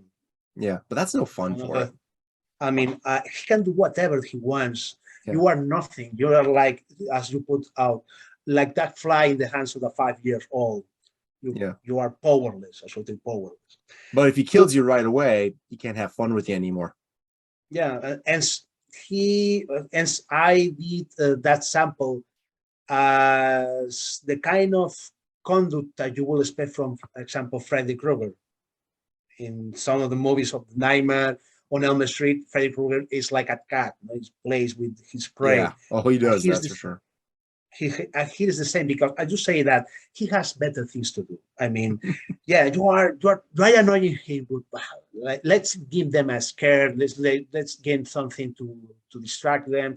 I have better things to do, and because if he goes all in, you're screwed. No chance for him. Yeah, he's a rock falls, everyone dies. Arrogance, the kind of arrogance born from something that considers itself rightly, in this case, to be a superior entity, can be its downfall in that regard. Exactly. Yeah. And well, talking about models that you reference to cool movies, Escape from Miklagard, as the name I was says, about to bring that up as we were talking about destroying cities and stuff like that. This one, just looking at the cover for this one, is like, yeah, I'm seeing some Carpenter in this. Excellent choice. Is an homage tribute to 1997 Escape from New York, that movie with Kurt Russell, Ernest Borgnini. I love that movie. But it's not, and this is quite important, it's not an NPC score mission, because Escape from New York is a rescue mission. Yeah. Snake Plissken is forced to rescue the president. Yeah. Here, the only people you're trying to rescue is yourselves. Exactly, because the premise of the model is that you are in the fantasy version of of Constantinople, of Byzantium. And let's say that the emperor, the last emperor, was a psychopath that was absolutely incompetent. He blasted the budget, the funds of the empire for his own gratification. Yeah. And also, since he rose to power through a civil war, the military of the empire was maimed, so had to hire free companies, companies of mercenaries. And now they can't be paid anymore. So they get quite mad.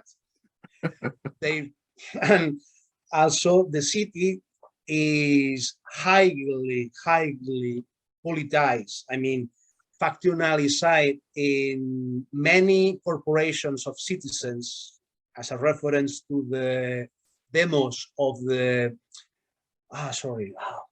Justinian era. The same that made over there you had riots breaking out over teams teams and the chariot racers and stuff like that, that resulted in mass riots and stuff. The blues and the greens, the Nika revolution that the Belisarius had to absolutely be expeditive in his in stopping it, because was this close to devastate the entire city. And in this case, the emperor can't stop them that well, so things no, blow because up. He's dead. I mean, the reason here we don't have Turks. We have something that I call Grutak. The Grutak are my version, the construction of the archetype. Let's be as simple as possible. Imagine mutant halflings created as space marines by wizards in absolute genocide war between two magocracies, states ruled by wizards that entered into a mutual annihilation war. As one does. And they are the only survivors. The Grutak, gives you an idea, imagine a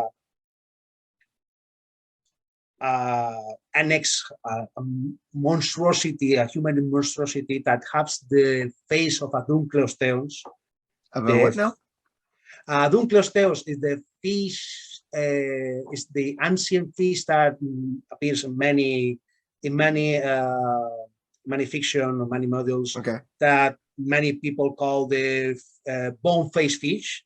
Oh, like I think Pleistocene. It's a Pleistocene. Yes, they have this. And also, since and this is the fun part, Tolkien, when conceived his orcs, they have a discourse that is technophobic. It's about against. Sorry.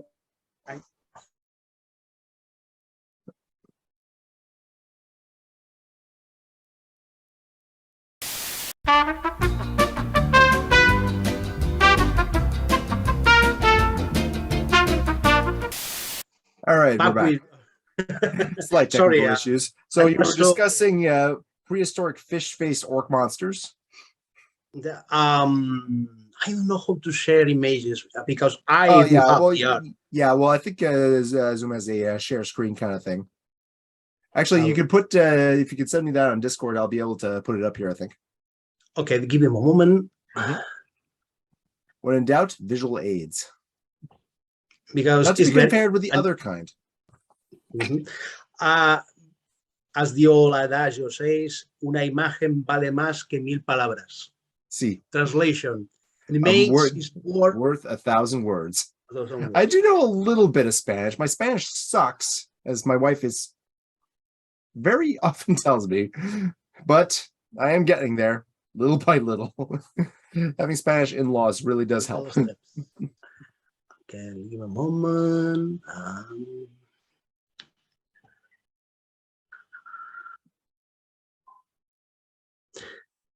Thus, as I was saying, my idea of the Rutak is the construction of this concept of anti-industrialism, anti-technophobia, of technophobic vision about technology, about progress, because since the Rutak were originally halflings, they are quite the bioterrorism. Oh, I mean, culturally, they despise anything related to settlements, technology. They see technology as an affront against the ancestors, against the make-up gods, because they didn't really had a culture of their own. They came with a culture after the collapse of the nations that created them. yeah, because the mages that and created them unfolded. were going to give them any kind of like basis to, you know, create their own thing, since they were just designed to be disposable weapon systems.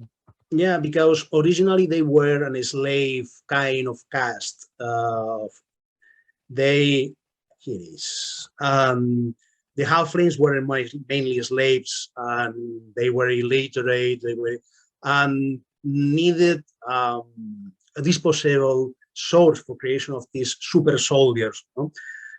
Also, there's one aspect I love about these creatures, that one of the natural skills or designed skills is they have the same regenerative abilities as a troll. Oh dear. Even more strong than that. The case is that the obsession for the destruction of civilization is so that as a coming of an age ritual, they raid a village, town, any kind of community that has tools, has metal tools. They dig a pool in the dirt, put all these tools. The shaman of the tribe summons fire elementals, melt the metal, and what they do is dip their kids when they are coming of an age into the molten metal. After they make those youngs consume a mixture of rods, mushrooms that act like an accelerant on their regenerative properties. No, it's more like an aspirin. It's so they don't. Okay, so they don't, you know, go completely crazy from the pain. Exactly, well, more so and also they wax their orifice so the metal doesn't enter in the ears, on the nose. So they're coating themselves in molten, you know, swords and plowshares and, you know, pitchforks and stuff like that. They must be very pointy afterwards. Well, what they do is the adults is skull this second layer, this second skin as scales, and basically this gives them a natural armor against firearms and other weapons, because they don't have the concept of armor. They don't use tools. They use animals that are found in the wasteland, created after the aftermath of the Wizard's War, which are highly mutated arthropods or lizards or creatures that they use as their weapons. And here I'm going to show you how they look. Okay. Let me see that. And this guy is your standard poster boy Rutak with the most common weapon that is called a hair piercer. Wow. All right. So yeah, it's carrying a weird bug thing as a sword. And okay, yeah, it looks like you could almost see it as a kind of like a lizard man kind of thing, but all these scales are metal. Jesus, okay, that is messed up looking. When they are young, they resemble more like a bat, a humanoid bat, because when they were mutated from halfling to these things, basically they suffered the evolution process. And I make fun about the habit of hobbits living in holes. It's a form of avativism that the wizards, you know, imposed on them. Exactly. For example, the nose has that, and when they are babies, for say so, they only consume blood. They are like leeches, so they latch into. You really do this. not like hobbits, do you? No, I do. I do like Hobbit because, but I thought it was quite fun. The idea of let's turn the hobbits the bad guys. Let's make them these horrid bioterrorism, these fanatic ecologists that want everything to go back to the 2.0. No, they want to devastate any city to make it. So it's kind of like, it's like very much if the orcs in Tolkien's work are very much industrialized man taken to its extreme in many ways. Like, the way they, cut down forests constantly, they just, are prone to, for machines of war, and so they have a tendency towards those, and very much like that brutal kind of industrial aesthetic to them.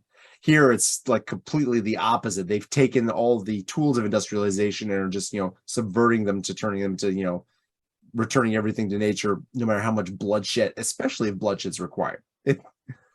I mean, the weird bug that you saw is a parasite that they have a symbiotic kind of relation, like an ants with the pulgones. With the little aphids, And basically, these creatures are called hair piercers because you squeeze them and they have this proboscis that can that's perforate. messed up.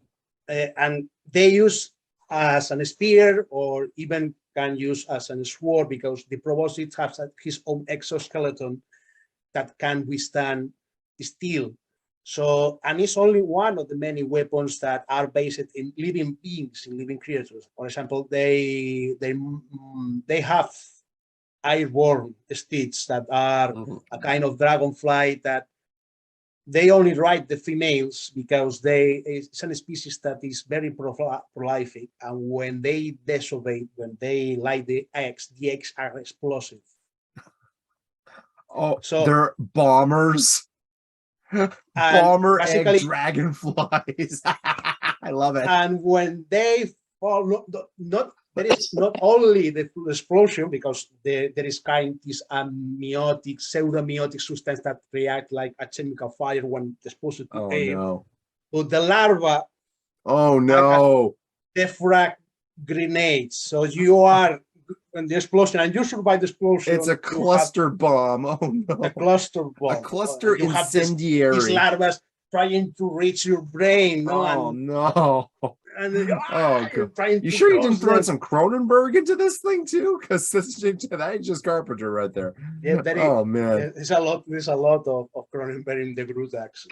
I can see that. Horror, their body horror, and the main reason why the Emperor has to hire the mercs because the Grutax were aware that the men of the castles, the men of the cities are fighting between them. We wait for the moment when they are weak to destroy them. And that moment has come. And it has come. So, and this is the fun thing of the adventure, because it's an adventure within a timer. Oh. Why? Well, because the Civil War was between the now dead current emperor and the previous, which was an adventure, was Conan, was this man that discovered that he was the legitimate heir to the throne and was raised by farmers, and he became your archetypical adventurer that rise to power. But he has this black sheep that ruined his family because this guy killed his brothers, killed his sisters, has an overprotective mother. He can't do nothing. He's very much like a Claudia, who's the asshole I'm thinking of here? Sorry. My roommate was trying to enter in the office. Yeah, I've got the door closed here. Not Claudius. Son of Claudius. God damn it, It's like Neron. It's like Neron. Like Nero, yeah, he had the overbearing Nero. mother and son, but Nero crossed with Caligula. There we go. Final. You think I remember that guy's name? So like a Nero Caligula kind of crossbreed there at that point.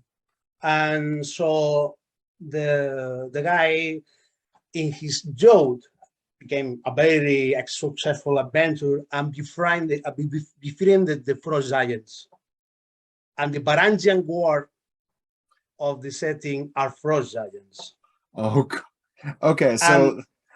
So we're talking like, for those who don't know, the Varangian Guard were like the Praetorians of the Eastern Empire, where the Western Empire had the Praetorian Guard. These guys were like Norsemen who came down and like got hired on as these elite mercenaries who would work directly for the emperor or the person in charge and be their sworn protectors and stuff like that, and they're enforcers. And in this case, they're fucking frost giants. And they know that emperor, basically knowing that were friends of his father, exiles part of them, exiles the captain. And what does the old emperor that is semi-senile, is depressed, he knows that the city is lost. He picks a wondrous item that is a long communications device and tells them, come here,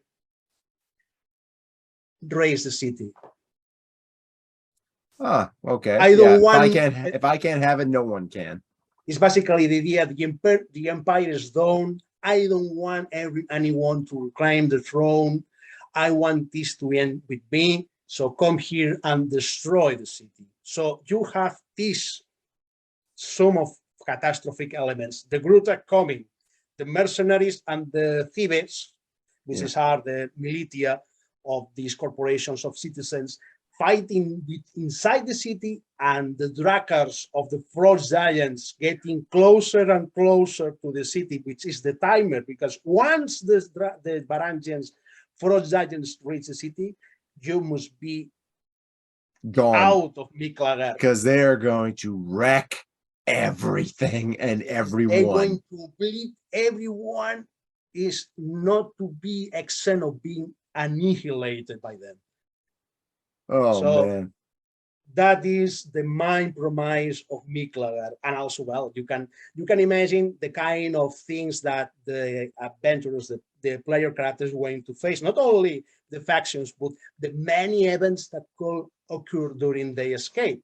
Yeah, like you also have like the opportunities to grab stuff on the way out. Do you want to take the time necessary to risk like breaking into one faction's headquarters, grab all their stuff and leave, knowing that you're going to have to deal with that faction's protections and the other groups that are coming in to start doing the same thing, and you also have that timer going on with the apocalypse on its way, courtesy of those frost giants who are coming to engage the emperor's last wish there of annihilating everything.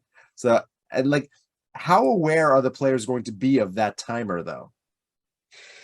That is the thing. They are not. It's only the GM.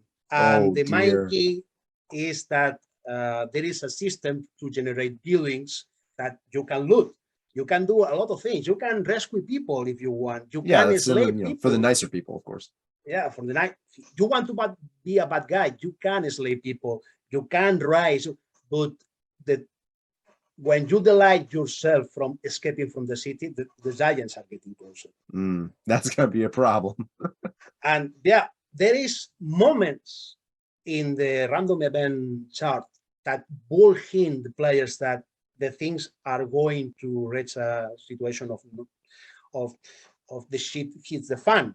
And is, for example, the giants giving a warning shot, throwing a massive Hanax into the city, and this Hanax falling in front of the party. And say, holy shit, what happens? Where did this come? No? And well, if the players take their time, they will see that is a frost giant Hanax, and they will realize.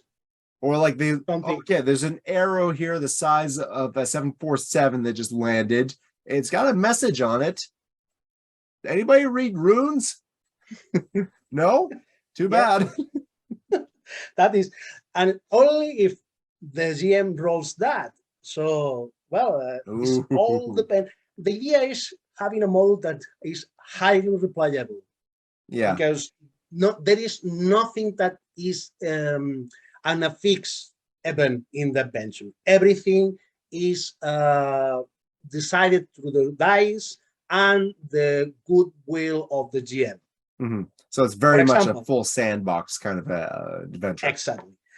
I mean, a part of looting buildings, there is also the idea that there are monuments that you can try to spoil.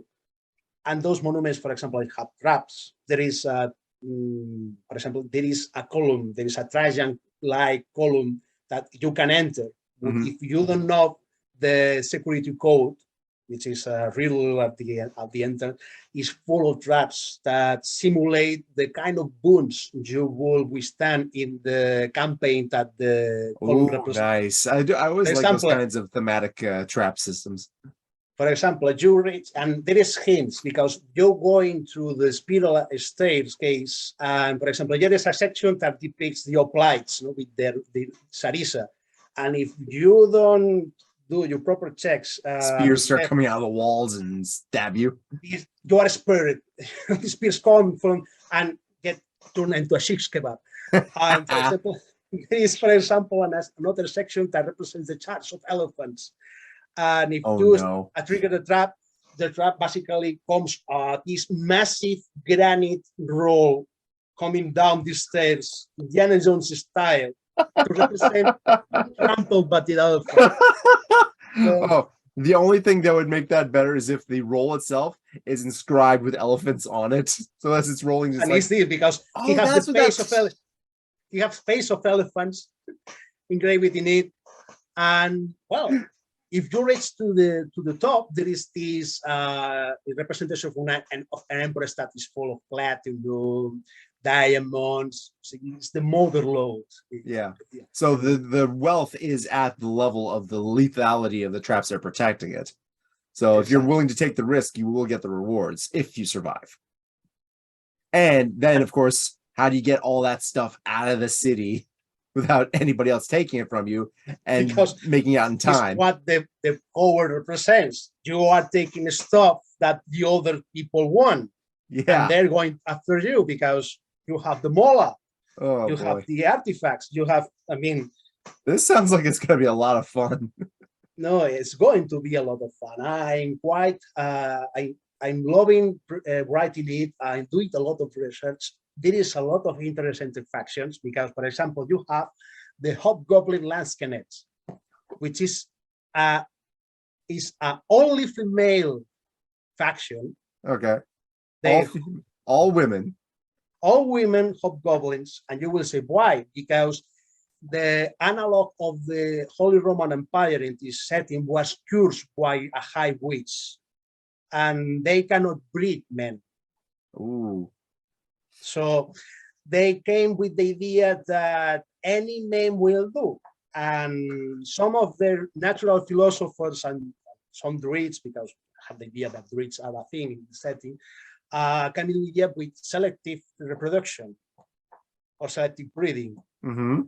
So they create, so the military caste are the hobgoblins, which are these female, these Amazonian green skin females that are very aggressive, and so the Empress have another option that constitute the Landscanets companies for the out of them reasons, because they're the only ones that are available to focus the aggression and also to get men from other lands, because the course says that no man can be born in their land.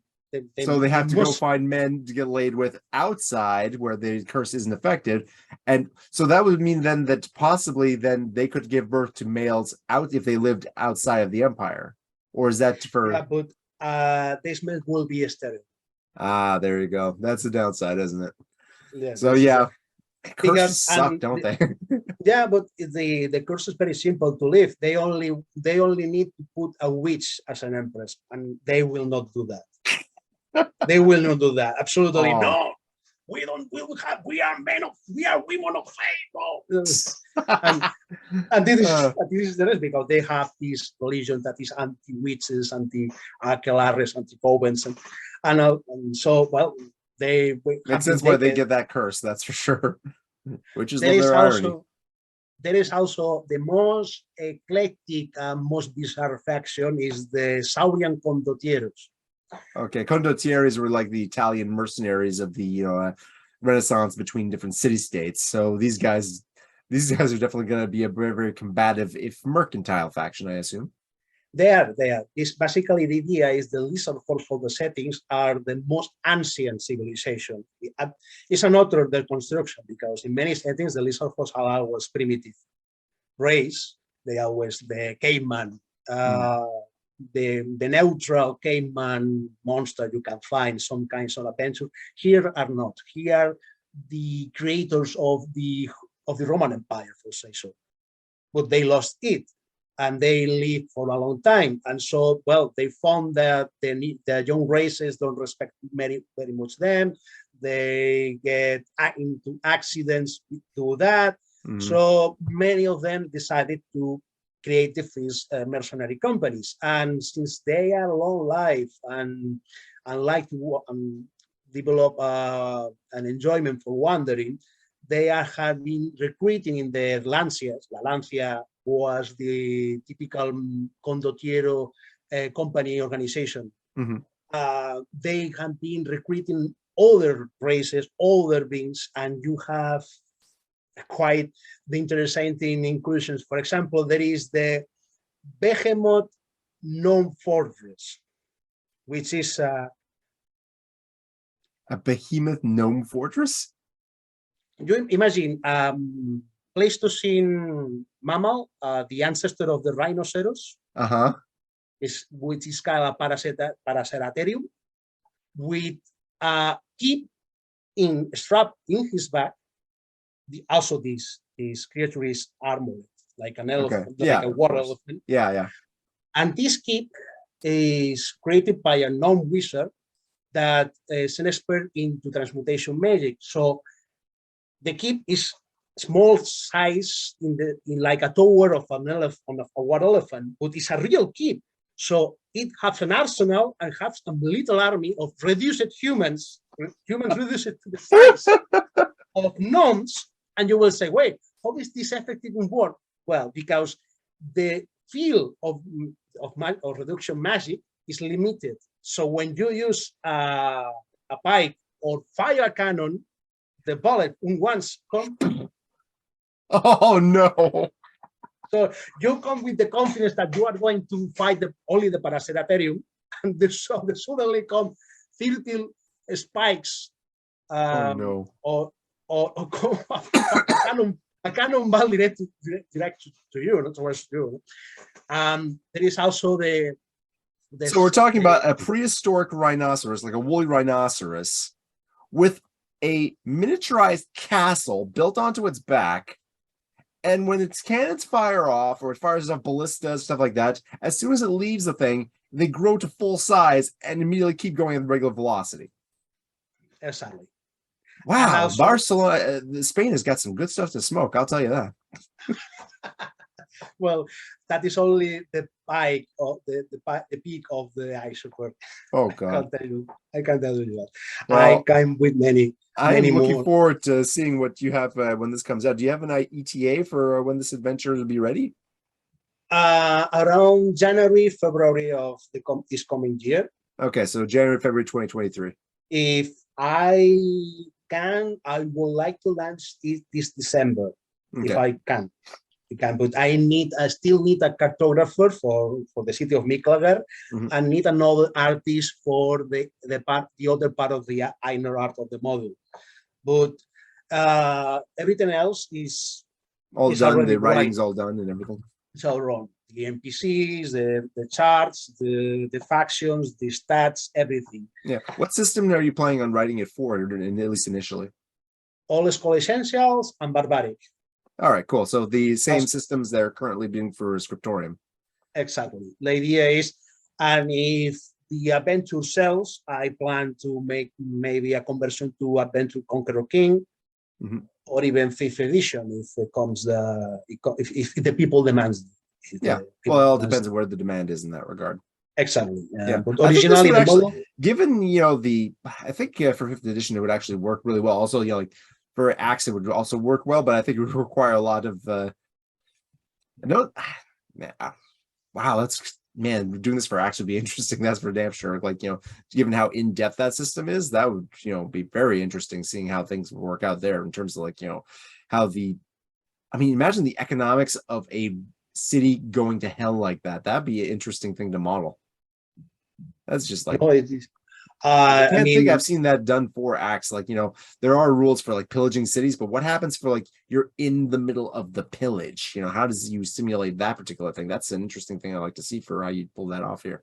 I mean, everything can happen. One of the events of the charts is the possibility that your character suffers quite a humiliating boon because one of the citizens decided to throw over your head from a second floor furniture, like a chamber pot or something. Exactly, like get down, and you don't see it coming. And basically, if you fail the save, you get the grandpa's closet over you, or even a bed. So it can be that, or can be more even more spectacular because there can be statues being toppled, buildings collapsing, fires, the aqueduct bursting and flooding the streets. Total chaos. The alchemical factory also detonating and just releasing all sorts of stuff. Unleashing a lot of alchemical substance. Everything can happen. Everything. Well, I'll be looking forward to seeing this next year when you've got it out. I'm assuming it's going to be on DriveThruRPG, just like your previous adventure. Correctly. Yeah, links to that one will be in the description below, of course. Yeah. And if the demand is good, then we will have it in print of demand in time. But the idea is is launch it and DriveThru as a PDF. And depending of the reception of the model, it will be also print of demand, trying to be hardcover if possible. Oh, that'd be really good. I mean, just looking at the cover of it, that's a really good cover for print. That's for sure. Like, who did the illustration for the cover? It's an artist I found in DeviantArt, trying to find a fantasy artist and solid, and someone recommending it because he, as you can see, is excellent in his knowledge of anatomy, the lighting, shadows. The artistic name is Sami Hameha. Sami Hameha. Sami Hameha. Okay, well, I'll put the link to that guy in the description as well, so if people want to check out his other artwork too. I mean, Ivan, this has been a really, really good interview. I'm glad to be back doing these. Well, I am also very glad to have this time discussing so many diverse topics, and I'm looking forward to contribute any other interview or roundtable to may organize in the future. It will be a great pleasure for me. Well, it's been my pleasure to have you here. I mean, we've talked previously on all sorts of topics as well, so it makes sense that we don't have a lot to talk about here. And frankly, it's nice to talk to someone who's very, very knowledgeable, not just about genre fiction and pulp fiction and stuff like that, but also about the whole depths of genre in and of itself, the ideas behind it, and where it comes from, and the importance of it. That's also important to see, especially in the academic context where those kinds of subjects don't usually get the same level of seriousness that they probably deserve. Well, I try to do my best regarding that is related to my field of research. And well, as you know, I consider that one must do their best also to communicate and pass the torch to the new generation. So these kind of interviews are quite excellent, the vehicles for that. Well, thank you. I'm very glad that you helped me to gain some visibility. And, well, maybe in the future I could do something more in detail about the analysis of the history of of general literature, authors, or topics, because there is a treasure of knowledge behind. I mean, I'd love to have the time for talk about the theories of Sevan Todorov or Darko Sabin, which are the fathers of the fields in comparative literature and science fiction studies theory, about what is fantasy, what is science fiction, why they are important as subjects of research, and why they should be continued being read, being watched, being enjoyed by future generations. Well, I'm going to do my best to help encourage that. That's for damn sure. Is there any place that people can find you if they're looking for more information on all of these? Well, I have a Patreon, actually, because I am a pay-per-play professional game master. So if people want to come to one of my games, they can find me in Roll20. I have the artistic name or nickname, the Fictionaut.